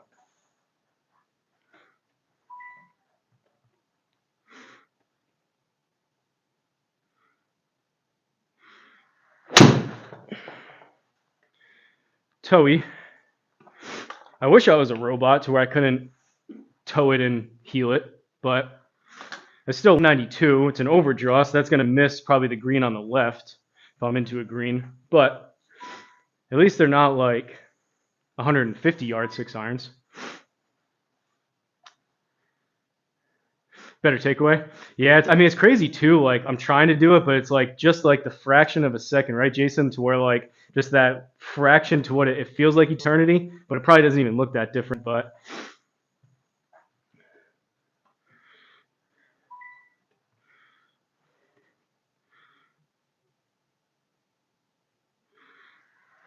oh, it really healed.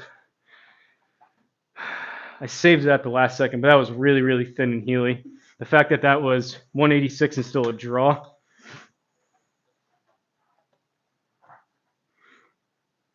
But also promising to where if that's a mishit and it's still going close to what we're looking for. That was better. 188. Bit toey.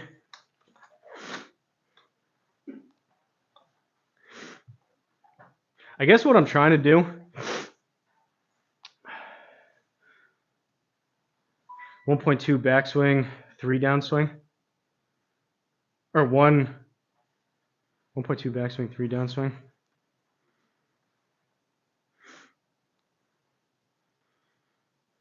I know some people use the metronome. I guess one of the things I'm doing here is just trying to. I know when I hit it good, I hit it good, and some of my good shots are as good as some of people that are way higher level than me. So it's not necessarily my good shots; it's just dialing in and narrowing the dispersion of the bad ones is what I'm trying to do.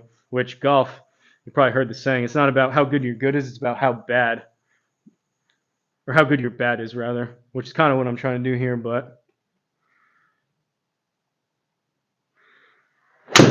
That was better.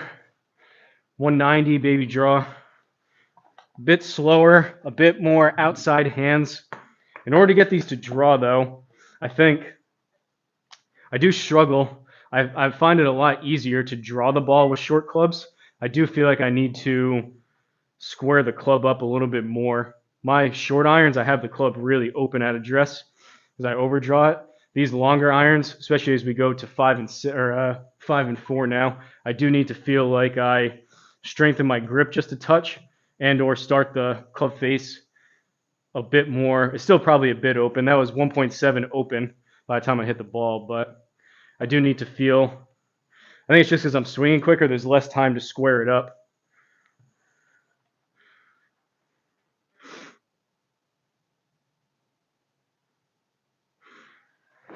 Oh. That's a bad one. That's a really bad one. That is a toe chunk.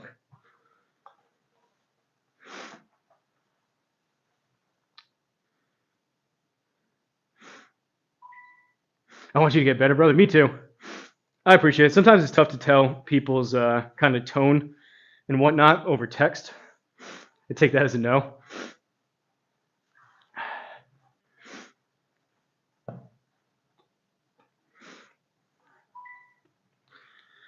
What's that saying? There's a lot of ways to skin the cat.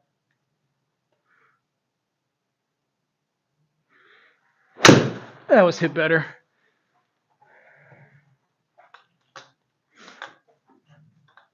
A little too much release. So that one, club path was still good. 4.4 into out, but the face was, it was 0.2 open. So it's still a bit open, but that's a little bit of an overdraw in my book. That felt good.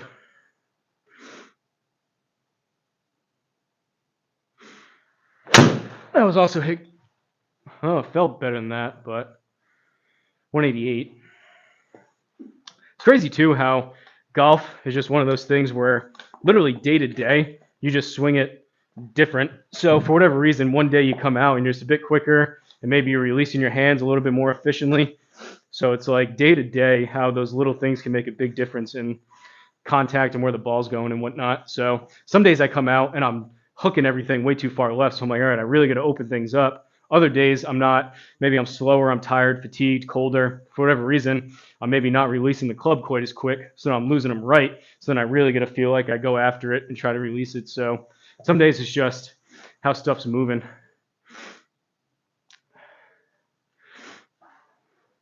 Starts from the ground up.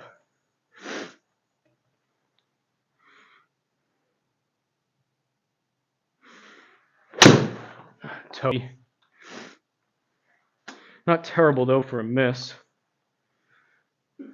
All right, 190 or above, baby draw, and then we'll go to the 5-iron, which we'll probably be looking for about 200, 205 out of the 5-iron.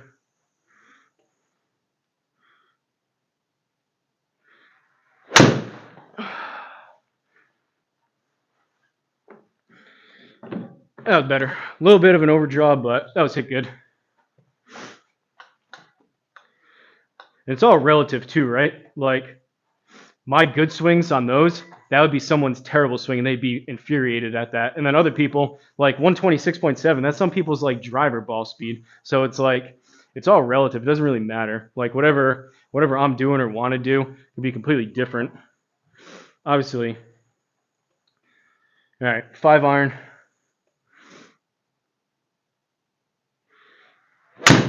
Thinned it. Fell out of it too. You want to kind of stack yourself up against PGA Tours, what their numbers are, kind of stuff. Not that I'll ever be close to that, but if you're going to kind of have your North Star and aim one way, obviously it's towards that. Honestly, I think though, for me, today the common denominator has been I should probably start focusing on what my VLA is.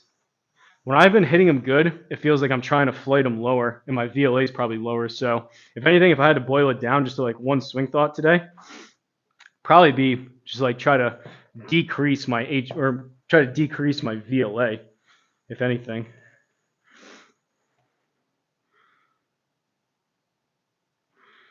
A little bit Healy. That's 198 though, with a push fade. We want a push draw. I can feel my right hip tightening up though.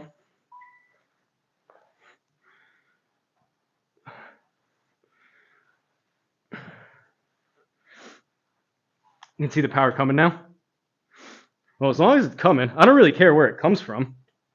And I'm not really even, I know I can, I'm not even swinging that hard. If I really, really swing hard, I know I can hit it really far. That's really not the goal. Today's not about hitting it further, it's about hitting it more consistent. So if anything, I probably need to swing easier, not with more power.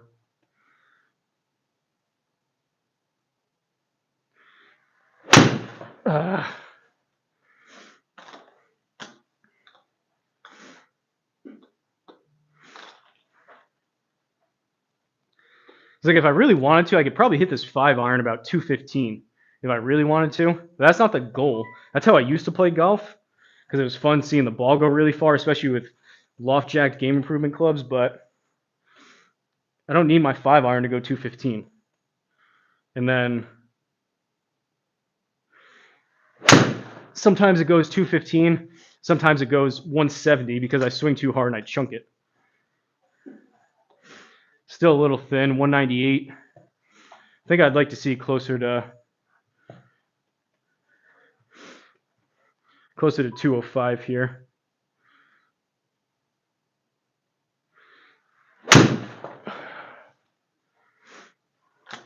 That one I smothered.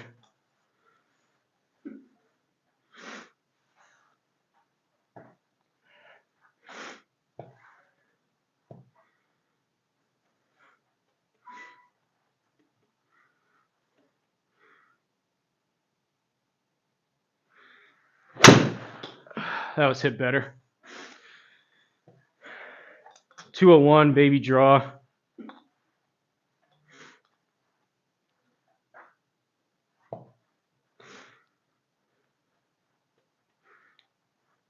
It's also crazy too how game of opposites where I'm trying to flight it lower, and even that one, the VLA was a bit higher, even despite me kind of game of opposites, hit down to make it go up type of thing.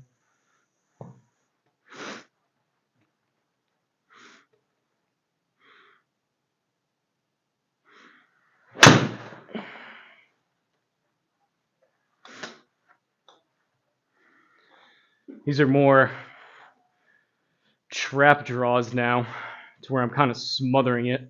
I can feel the club face is getting a bit too I'm swinging 6.4 out, but it's getting a bit too closed on the way through.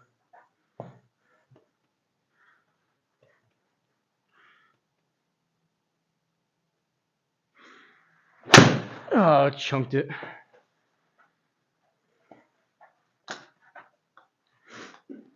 Maybe we'll hit driver after this. We'll see. Do I feel the right hand coming over too soon? I mean, it depends on the swing.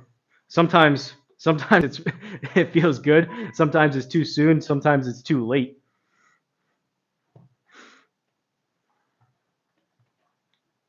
The problem is I do that and then I course correct and say, okay, now strengthen the grip a little bit and release it quicker. And then the next one will be probably an overdraw. And then it's just that process of repeatability, getting it.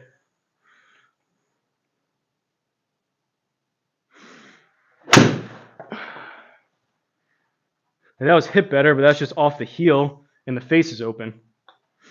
So that one, right hand's not closing quick enough.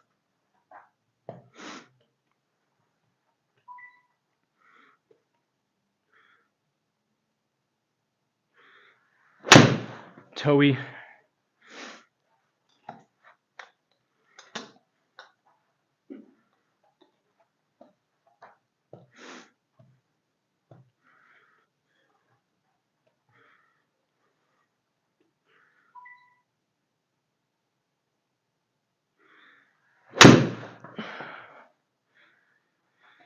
That was better tempo. I just didn't release the club quick enough. That was 206 raw, and that was even with a fade. If that's a draw, that's probably going 210 or more. That was probably the best feeling strike, though, out of these 5 irons so far. And then I do that. Military golf. Push my right palm into my left hand a bit.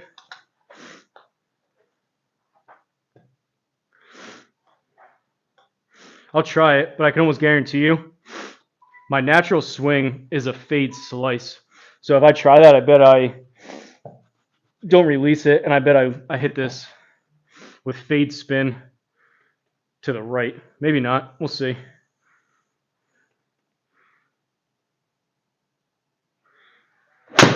Or just toe chunk it, but even that, it was straight, but that was hit pretty bad.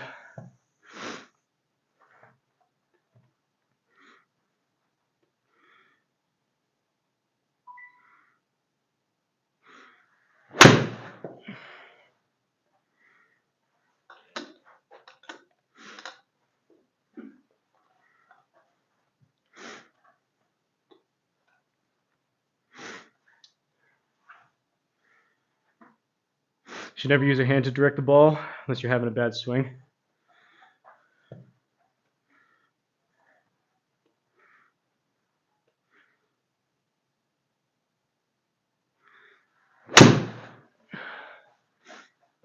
See, that's me feeling like I keep the club head, like I don't have as much, I guess, rotation and twist of the club head. I don't feel like I go crazy, but that's me trying to go kind of straight back, straight through. And my natural swing is just with the face open. And that's what happens. And the ball speed was probably pretty similar. It's just off the planet right when I don't try to actively.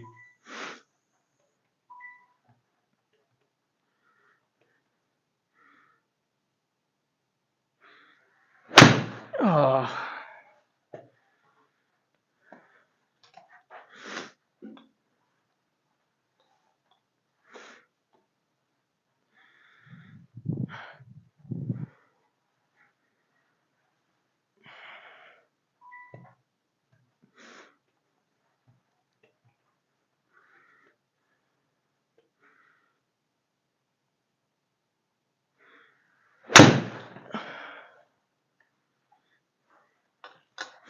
All right. That one I tried to keep my hands a little bit more together and stationary and manipulate the path or the ball flight a little bit more with my path. That was pretty straight. Carried it to a 1.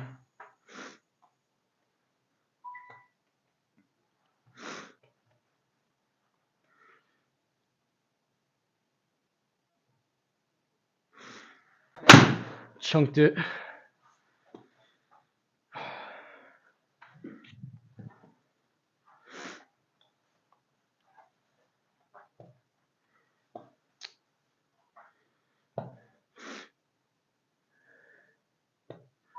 Turning counterclockwise. You're saying, I like the feeling of, the best way I heard explained, if you had one of those craft eyeballs to stick on the club, I feel like if you had an eyeball on the club, keep that eyeball looking at the ball for as long as possible.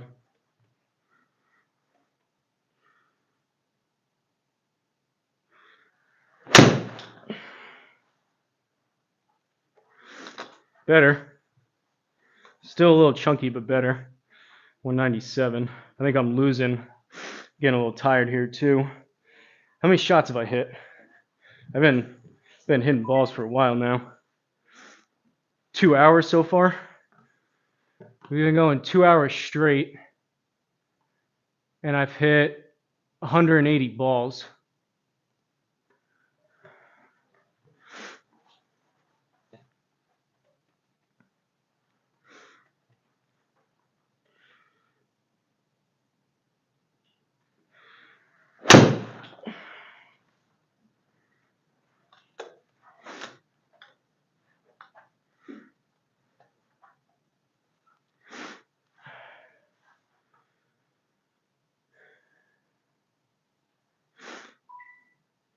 Feel as though you're saying the counterclockwise.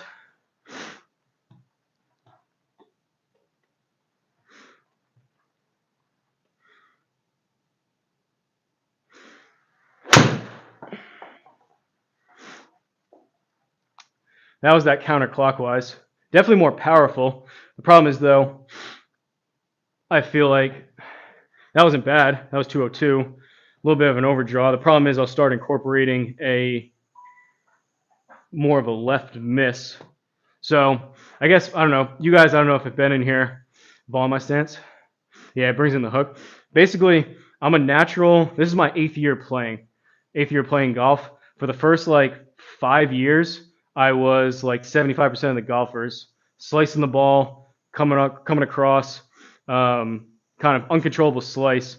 So then I said, okay, I'm tired of having an uncontrollable slice. You can play it, but tired of slicing the ball. I'm really going to commit to the draw. Over these past really 2 years or so, I've really committed to the draw. And now I'm at the point where mostly across my bag, really besides the long irons. The long irons are really the only ones where a bit of a fade and I lose it to the right comes into play. But for the most part, if you go back on any of my videos or if you watch me play again in the future, my miss will be left. From driver, anything else, my miss is left. So I need to feel like I'm hitting a baby draw to hit it straight and controllable, but sometimes I overdo it one way or the other, and when I get lazy, I start going back towards. But I don't mind. I didn't mind that. That was the counterclockwise.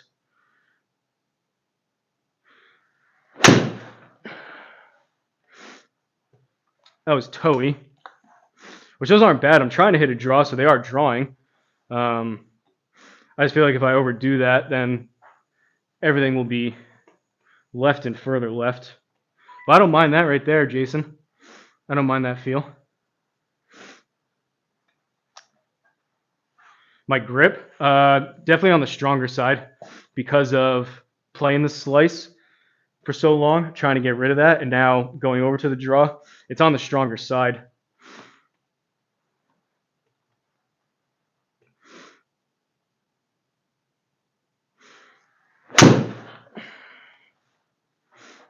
Those, though, I mean, those last three with that little bit of the counterclockwise, that's not bad.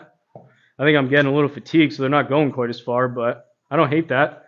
Maybe that's a good feel for my maybe 6.5 and 4 iron type of feel. I don't mind that.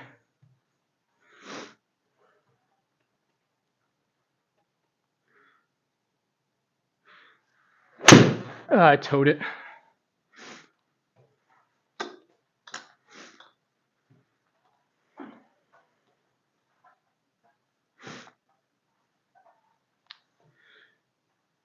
Try going neutral and counterclockwise.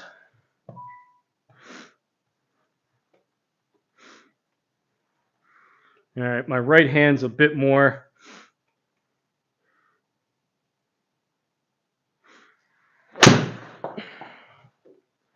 So that was more of a neutral grip. And I still swung, which is kind of a good amount. I still swung 6.2 into out, but then as soon as I do that with my grip, I mean, it feels like a stronger grip. Who knows? I should probably get one of those grip trainers. Some of the guys in my Discord group has them. But now that time, when even just feeling like I weakened my right hand grip just a little bit, maybe I need to strengthen my left to match it up. That one, now the club face to the target is 8.4 open, and it's just off the planet right. And a lot of it comes down to past injuries and all that stuff too, to where my wrists aren't the best. I have like different injuries between shoulders, knees, ankles, all that stuff. Misses are tight. I mean, that one was more neutral. I can try to strengthen my left and weaken my right with counterclockwise. We'll try this.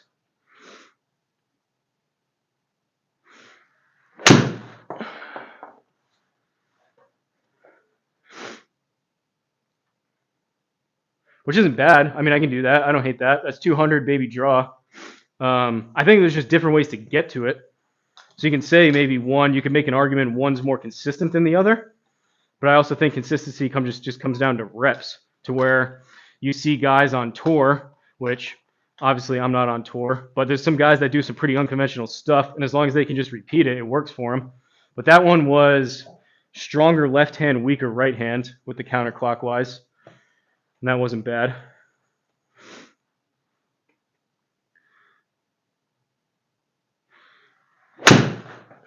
Healy.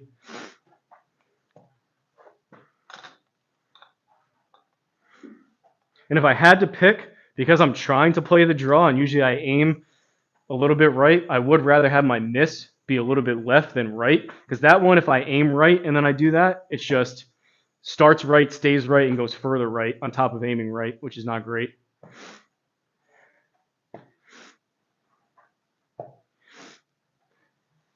Tells you to swing from in to out. Well, yeah, I know this isn't usually my other streams. You can see it better. Like this is actually on screen. I know you're looking on the projector, which isn't the best, but pretty much all my club path, that one was 4 degrees into out.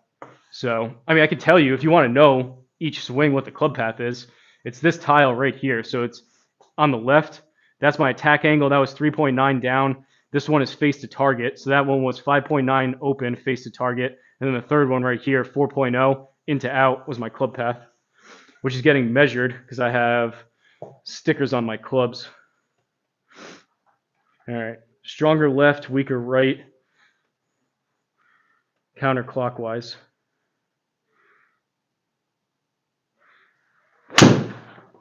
Thinned it.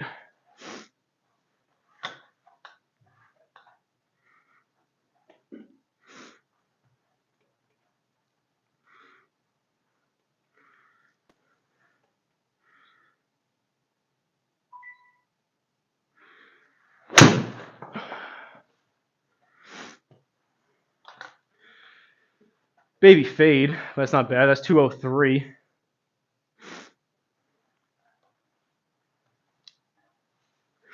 I'm the same playing it out.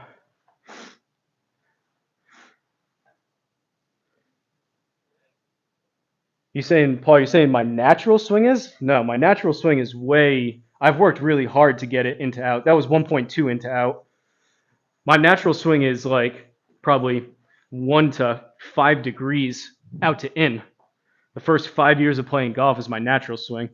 If I didn't play golf for 6 months and then came back and I started swinging, I'd be slicing the ball probably coming across it. It's a little bit easier to align yourself here in the sim because I have like references where I know I can aim at a certain point. But if I go outside, when I play outside, my ball flight's a lot straighter, and I even sometimes just baby fade it when I feel like I'm trying to hit it straight or draw it, just because my alignment, I tend to get a bit open in my stance and a bit open in my shoulders naturally.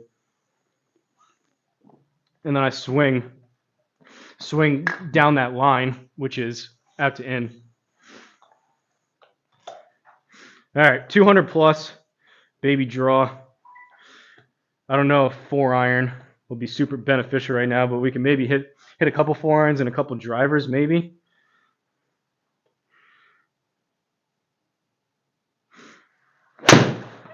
Toe chunk.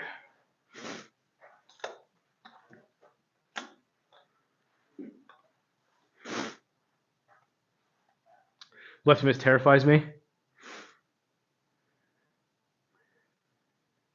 You can talk to a fade, hook won't listen. That's a good way to put it. Go neutral grip. Press your hands into what feels like a good strike position before takeaway. A little cupping at the top. I can't do that. I hate the I need to have a feel. I can't do the P5, more flexion, more cup. My brain doesn't work that way. Which is odd because I'm very analytical on a lot of stuff, but if I start thinking about that, I can't even hit the ball because my brain starts thinking about where everything is up here, which just doesn't work.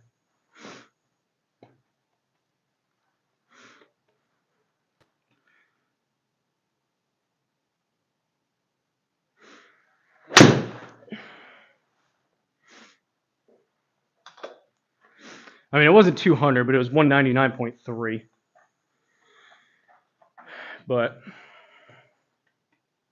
I do like the counterclockwise, though, at least on the long irons. I guarantee you if I tried to do that, if I grabbed a pitching wedge right now and did the counterclockwise, everything would be way left. But when I do struggle to release the club a bit on the long irons, I do like that counterclockwise feel you said. That was hit good. Oh, it didn't draw. 202.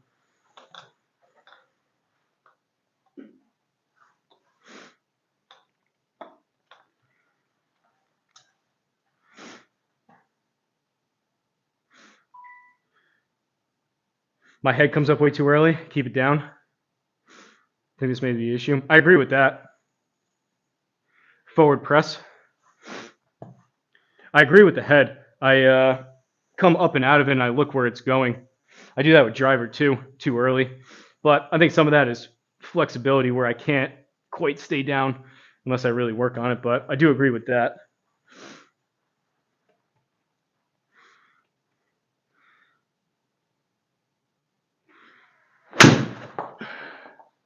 All right, I caught that Healy, but that one I stayed down and threw it a bit more.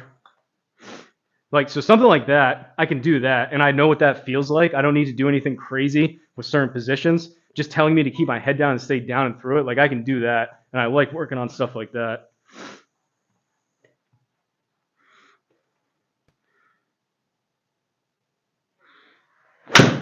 Shanked it. And then I stay down too much, and I start hitting it off the hosel.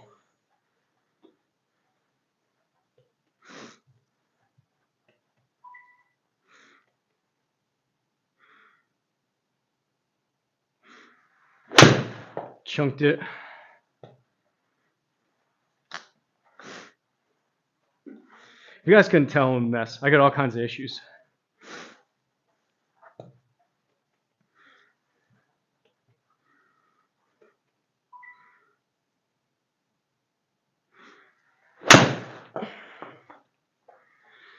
All right, we're going to call that good. Honestly, I don't really feel like hitting 4-iron. I don't even hit that many 4-irons. My back's kind of hurting, so I think I'd rather hit a couple drivers than I would 4-iron. We went through the entire bag. We'll hit some drivers, and then we'll cool down, and I've already been hitting enough shots.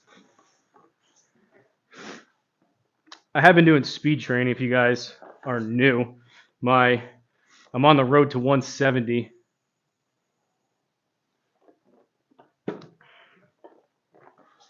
Actually, no, we're not even going to hit driver. Because the whole point of it is my driver speed training has been bleeding over into my iron swing. So that's not a good idea. I spent the past 2.5 hours trying to work on my iron swing. We'll go a couple 4-irons, couple hybrids, then a couple 3-woods. Call it a day. Although driver is fun to hit.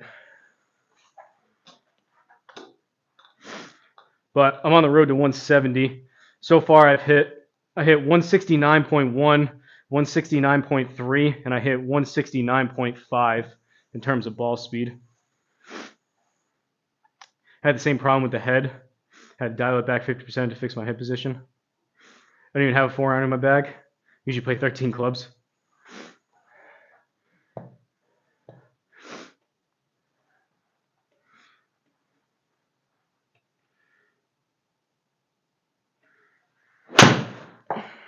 Came up and out of it. That's a 4-iron. I don't even know. So, I mean, I guess on a good strike, if my 5-iron's going 200, 205, I guess I want this in the neighborhood of about 210, 215, although the lofts start to get bunched up between 4, 5, and 6. So maybe 205, 210 plus. That'll probably be a good.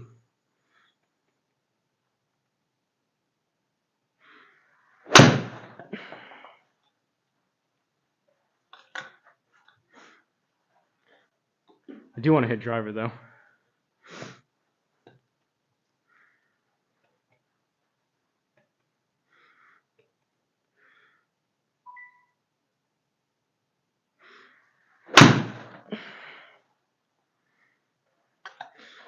Yeah, I'm getting tired, losing power.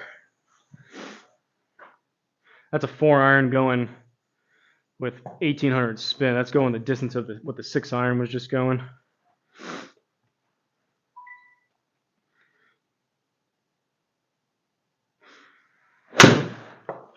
Right.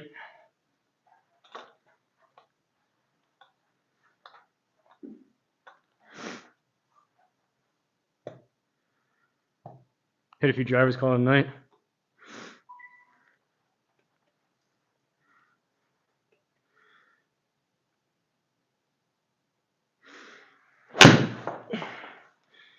Yeah, I might have to because this 4-iron's not going very good.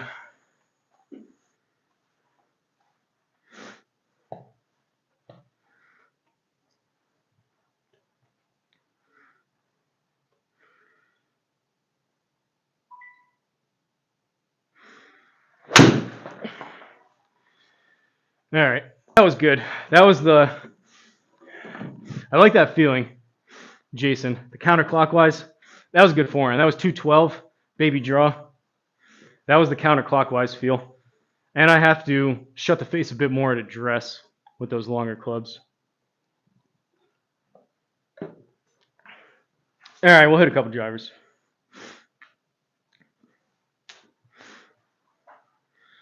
What I'm going to do is switch over now from these max flies over to these TaylorMade TP5 X balls, because these max flies are a little bit too soft and I overcompress them with driver. Although they do go straighter.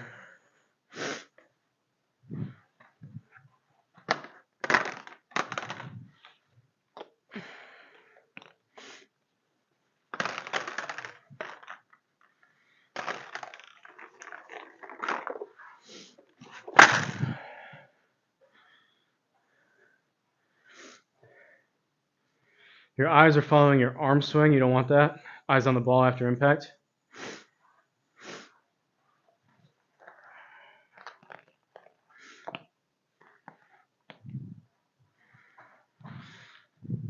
All right, let's see what happens here with the old driver. So before we get into it, it is a TaylorMade QI10 LS 8-degree head with a hazardous RDX black smoke or smoke black 60 gram 6.5 extra stiff is what I'm hitting. And currently I've messed around with this club all the way from 6 to 8 into the upright. Right now it is 8 playing 10 just because it's been colder. So I feel like it launches higher and I don't have to swing quite as hard with it being this cold, and it goes further. But when I'm doing my speed training, I usually turn it down to at least 8, if not 6, to try to max out the ball speed. What ball do I play? All those right there were the max fly tri flies because I use the Square Golf launch monitor, and you need to have these decals on the ball for it to lock onto it to pick up the backspin and the side spin. So those are the two balls. TaylorMade picks, and then these max flies with the skulls on them, because as the ball's spinning, the unit can lock onto it and pick up the backspin and the side spin. The only problem is these max flies are cheaper, which isn't really a problem, but they're $1 a ball, which is why I really like them, and they work with my unit, versus these TP5 balls, which are $5 a ball. So these are a little bit, or not a little bit, they're a lot lower compression, so they're softer. So I can hit them fine with driver, but usually I peak out at about 160, 161, 162 with these max fly balls, because they literally feel like a marshmallow. It feels like a ball's a pancake when I hit it over about 160 ball speed. So I'm over compressing them. So if I'm really trying to hit the driver pretty good, I need to go to these firmer TP5Xs. On course, I use whatever in my bag.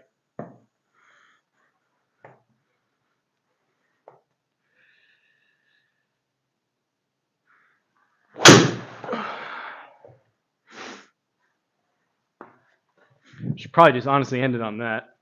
Ball speed wasn't the best, but that's 158.5 ball speed, 272 raw, rolling out to 299 with a draw.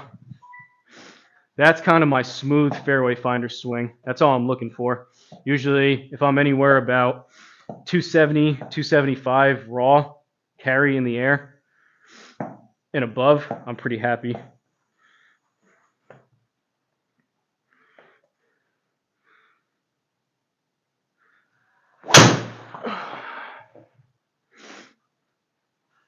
That's 270 carry. No, my point is not what's in my bag. My point is my bag is filled with every single ball. So I don't, on course, I only buy balls for the simulator. My point is, when I say whatever in my bag, it means I have every single brand and every single ball in my bag. Obviously, I try to play the nicer ones, like Pro V1s, but my bag is just mixed, is what I mean. Meaning I don't buy balls to play on the course.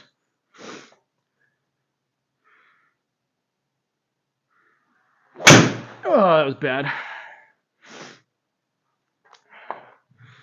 That's a mishit. All right, let's get up to 160 here. Black Cloud, what are you doing for driver these days?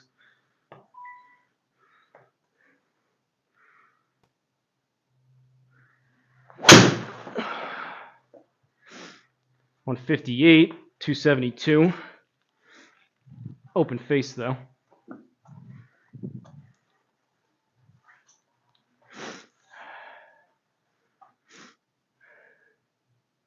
No, it's all good. Super, whatever. Super something. Keeping your ball spin under 2000 is ideal. Yeah, my problem is, Black Cloud would know because he's in here a lot. My problem is my spin gets too low to where right now, that's why another reason I have it turned up. There's a lot of times where I get too quick and my spin is like well under 1,000 backspin. It's like a couple hundred sometimes, like 500, 600. For me, ideally, I like being in that 1,600, 1,700, 1,800 range in terms of backspin. If you play one ball consistently, you'd be a better player for it. I don't disagree. No, I hear you. I don't disagree. The problem is I'm not buying $5. I don't even want to buy $5 balls for the sim because I crack so many of them. I've cracked probably 3 dozen of these TaylorMade balls at $5 a piece. It adds up pretty quick. So I'm not spending $5 to go and shoot this into the woods on course either, which is why I went to the max flies, which are $1 a ball.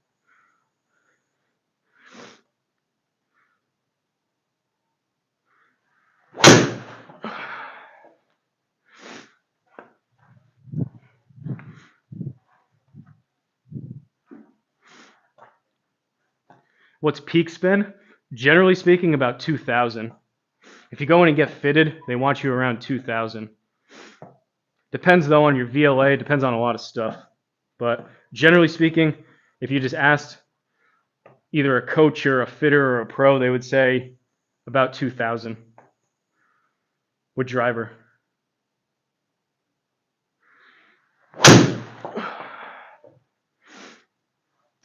So that was 2,066 backspin. That's 278 in the air. Truthfully, I'm trying to hit draws, so that faded, which wasn't great. But that was 158.1 ball speed. With part of the reason why I went up from 8 to 10 is because I'm under 160, and that's still carrying a yard and a half shy of 280 in the air, rolling out to 292. If I crank this thing down, that swing is probably 163.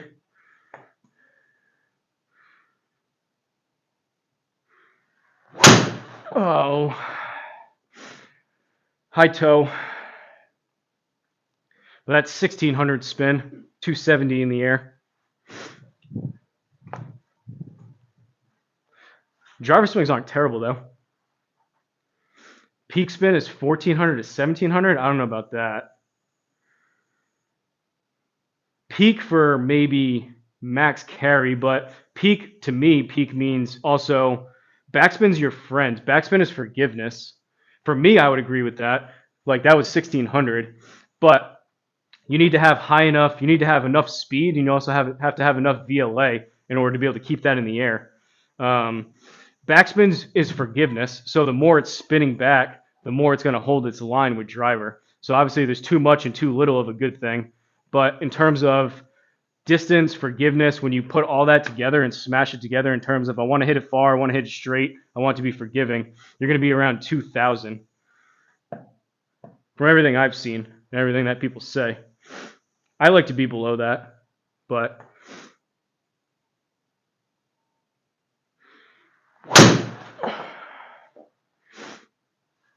and there's a 1,400 toe ball.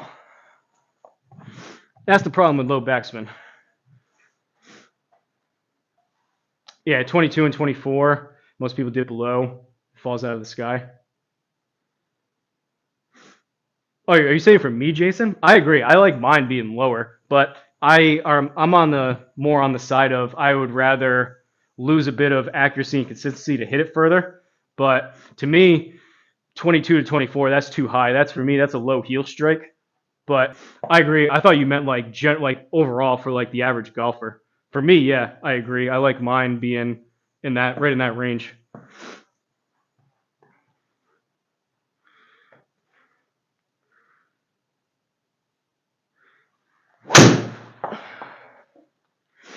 So that's 29. Look at that thing just climb up in the air. That's 2,900 because it was low and heely. And now that same ball speed, I'm losing about 15 yards of carry because of 2,900.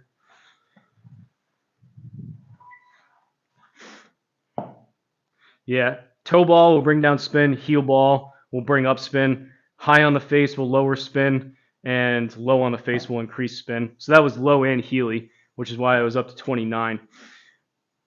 Ideally, what you want to be, obviously out of the middle is the best, but if you really want to split hairs, technically the premium sweet spot is slightly high, slightly toe is where you want to be if you can. What's up, Brian? Brian Duggan.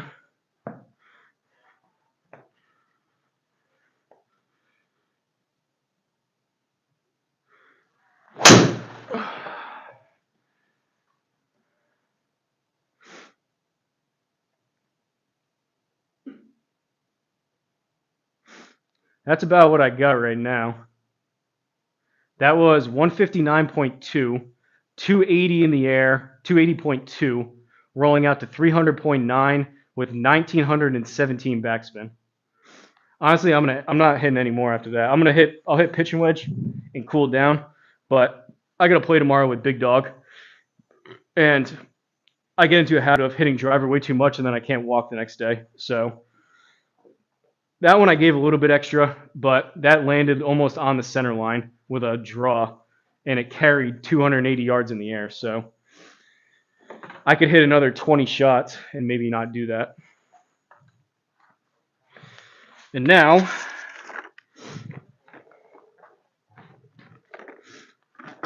what we'll do, we'll hit. We can hit wedges. We'll put these TaylorMades back.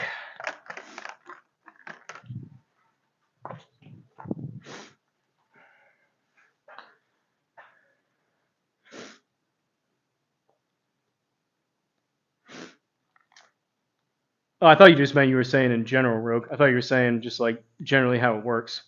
But yeah, I agree. If I can, slightly high, slightly toe is, I think for me and a lot of people, especially if you slice the ball, high toe, high. The problem is my miss, which you saw some of those, my miss is it gets too high and too far off the toe, and then it nosedives out of the air and I duck hook it. So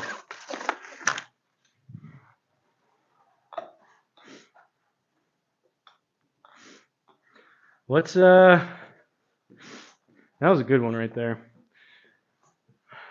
This went a lot longer than I was expecting. 6:45. Going on like 3 hours here.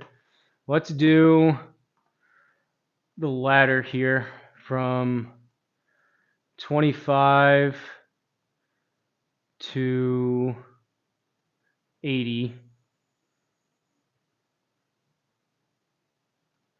One each. 3 attempts. We'll go total. Distance step every 5 yards. We'll go 10%. Down 1 level. This is the ladder. We'll do some wedges just to cool down, then I'll call it a day. I do feel better though. Driver was that last driver, that was better. And go figure, you hit irons for 2.5, 3 hours.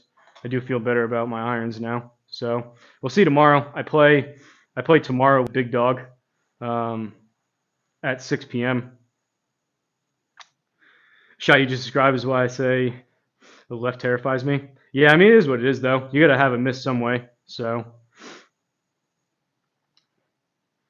on course, carrying about 250, in the sim 225. Don't even bother hitting in the sim. Something's off with the SkyTrack. Oh, you're good. I was just wondering. I know for a while you were creeping up speed there.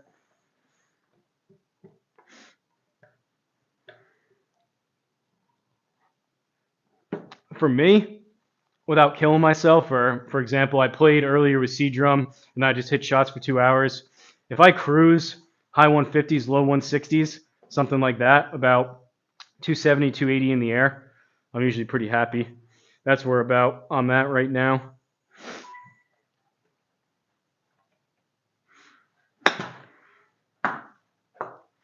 That's deep.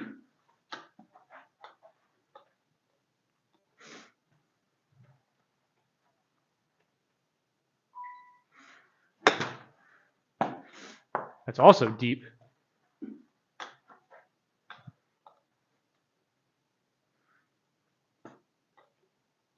It's supposed to be the easiest one. 25 yards. What am I doing?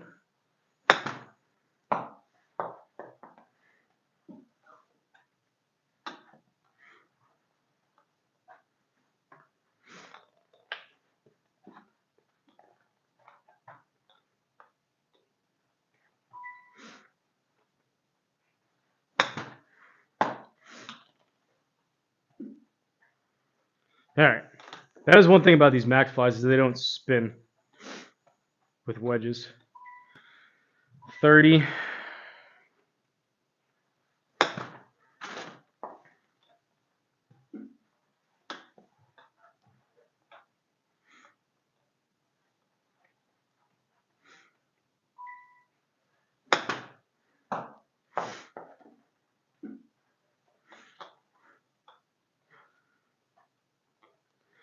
$35. I'm trying to play these about 5 or so short. Those other ones were on the short side, but this one I want to try to carry it about 30-ish. 28 should be fine.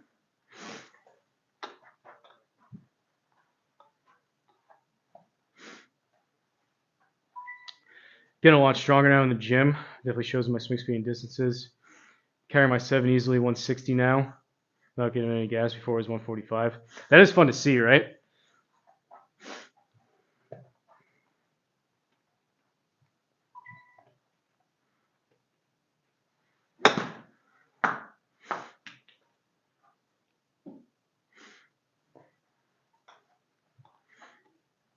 If you guys have GS Pro, this ladder, I don't do it enough, but this ladder thing is awesome. 40. 40.4. Can't be mad at that. All right, 50 yards. Now we try to hit this 45 in the air. Oh, I thinned it. That's going to work, but shouldn't. 55. Try to hit this 50.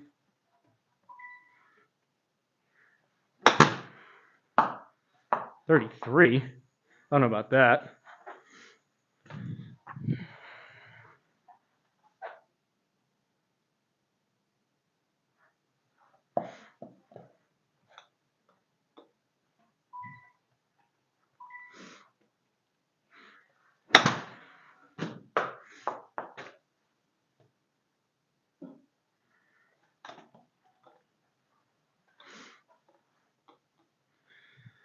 $60. You want to hit this about 55.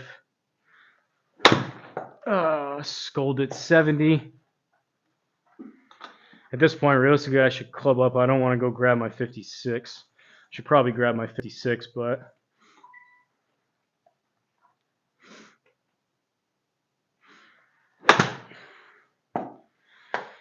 54.9. Now we're gonna have to grab the 56. 65. Just swing smooth with the 56. Try to hit this about 60. Not 47. Too easy.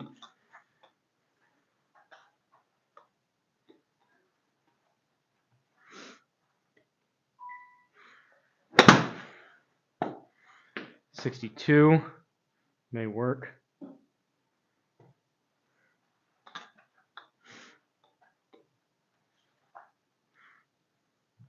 $70.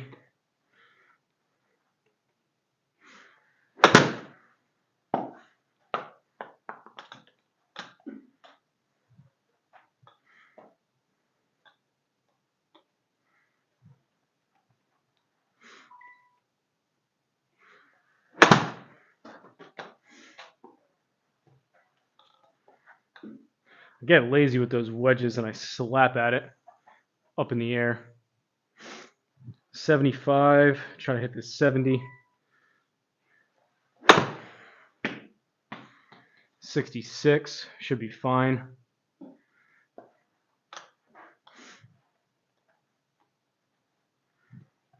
80. Gonna hit this 75. 72.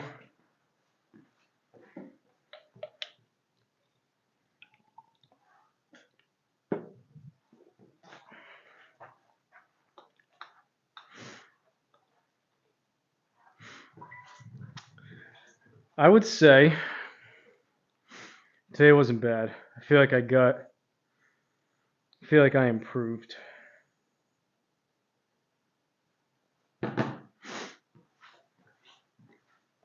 For this little range session.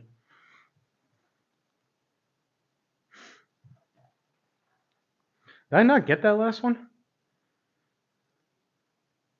Oh, I know what it is. It duplicates it. Now it's bringing me back down.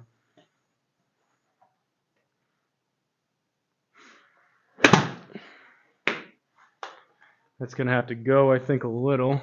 All right. Now it should bring me down. Yeah, 75. So that's what it was. The last one was twice. Now I got to hit the 70. That's short.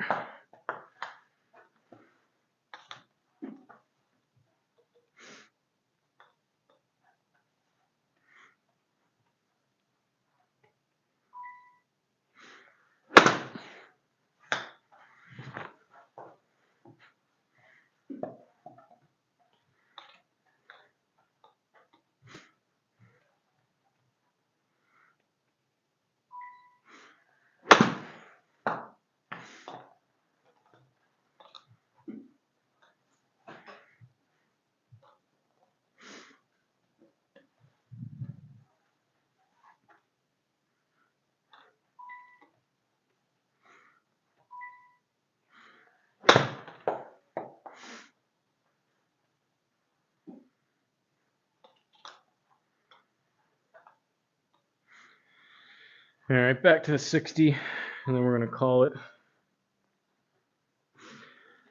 Finally, though, I was hitting stuff a little bit better. Now I feel like I want to keep playing.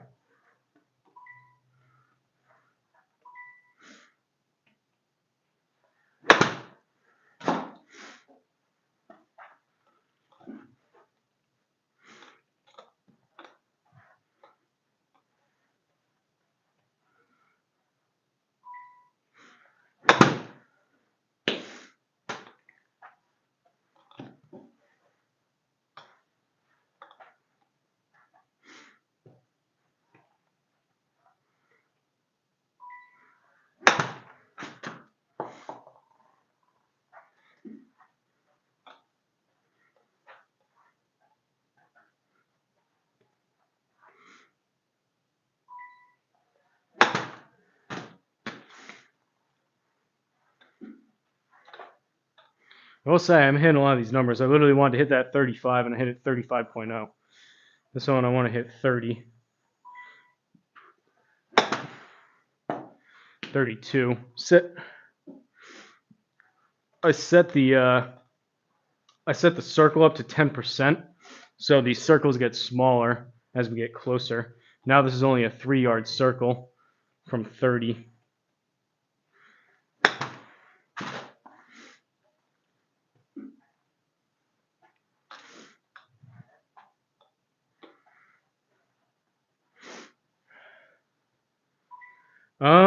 It's a good question, Black Cloud.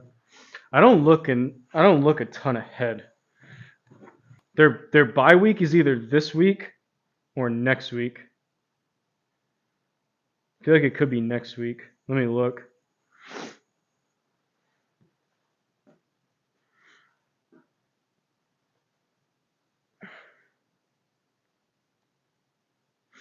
So cold out here. My phone's not working great. It's kind of slow.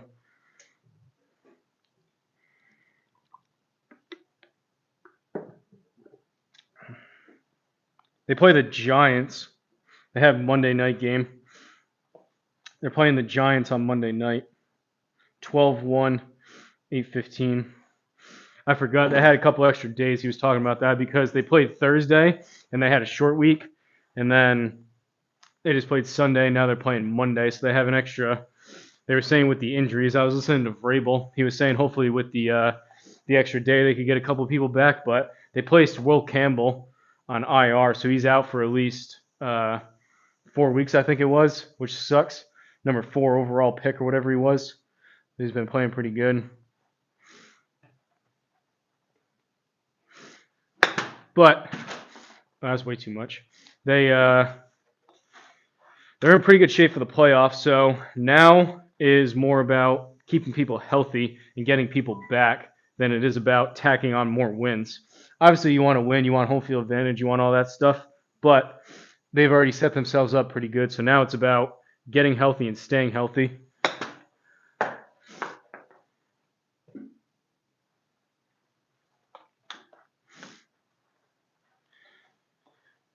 Congratulations.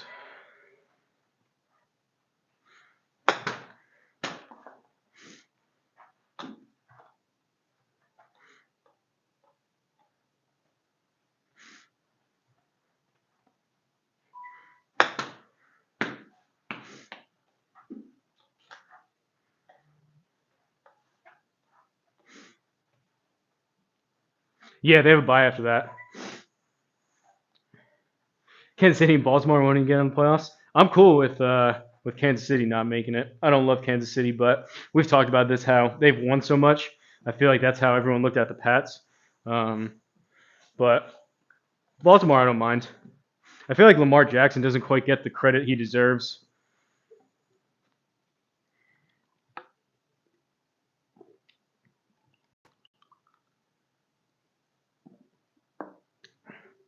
And Derrick Henry is an absolute beast. That guy is a mountain of a man. He is huge. And when that guy gets going at his top speed, thinking about being a DB and trying to take that guy down.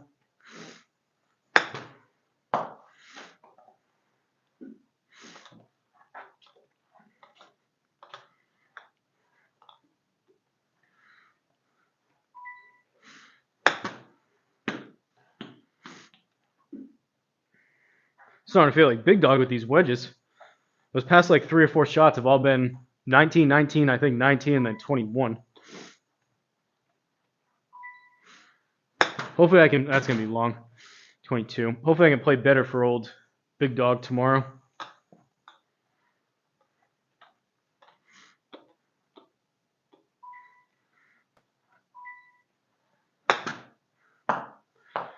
Part of me wants to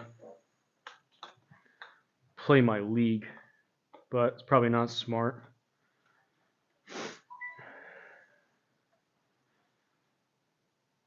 He played awful last night. I was kind of watching. I was watching Flying Fat Kid. He was playing with his daughter, which was fun to watch. I kind of had it on in the background, and I fell asleep, I think, in the fourth quarter. Since middle school, definitely high school, walking cheat code. Yeah, I mean, he was just like head and shoulders above everyone. Even in college, Alabama, the guy's just he's kind of built a little bit funny though. I'm sure like his legs are massive, but how big his upper body is and his legs are just kind of so long, they look a little bit skinnier. But the guy's just a tank.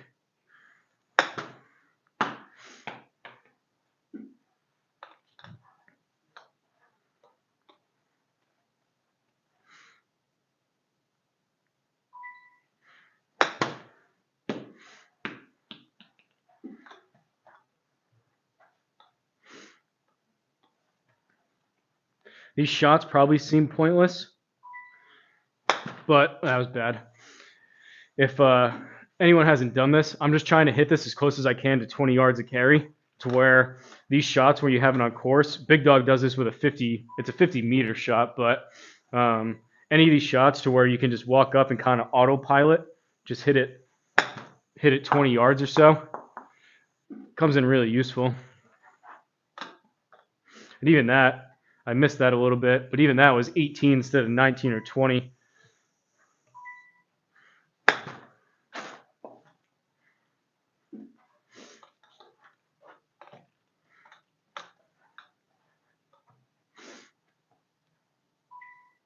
Michigan against Ohio State tomorrow? No, probably not. I mean, maybe if I play with Big Dog. Well, actually, the time changed with the daylight savings and his time changed in New Zealand. We moved up a little bit. It's possible. If it's like I'm done and showered and I worked out and I'm like looking for something to watch, possibly, but that's not. I always watch so much of the NFL. The college games aren't something that I like make sure I'm like on the couch watching kind of thing. If I happen to be, then I'll put it on. But it's not one of those things where I like schedule stuff around it, if that makes sense. I'm sure it'll be a good game though. Like it's always those games where I don't watch a ton of the college games, but it's one of those games where it'll probably be really good, and I happen to have it on TV or whatever, and I say like, wow, this is a really good game. Like I should watch more college football, but.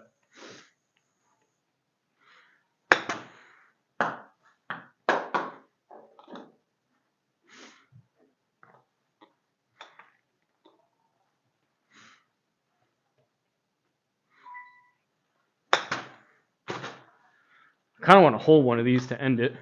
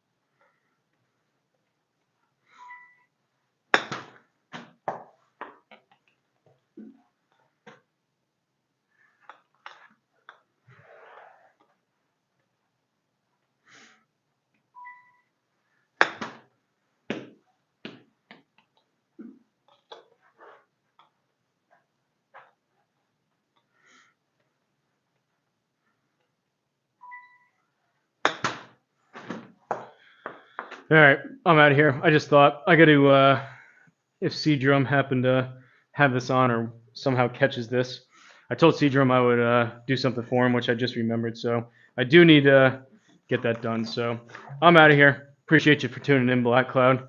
I think some of the tips were helpful, some of them weren't. I do like, with at least the longer irons, that feeling of the counterclockwise. I did like that. Some of the other ones, maybe not so much, but I think everyone, maybe it's tough to tell sometimes when people are typing.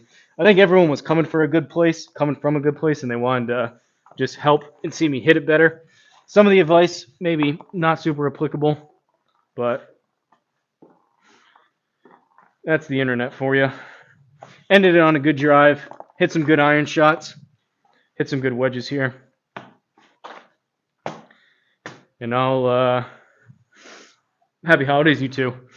I'll be back. I probably won't play tomorrow before I play a big dog, but I'll be back out here tomorrow, somewhere in the neighborhood of probably 3, 4, 5, 6 p.m. We got screwed up, me and Big Dog, between our time zone differences.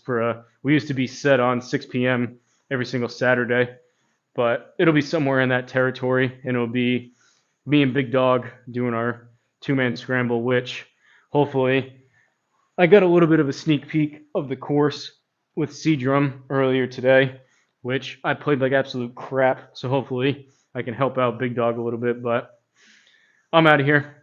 Appreciate you guys watching, and I'll see you tomorrow.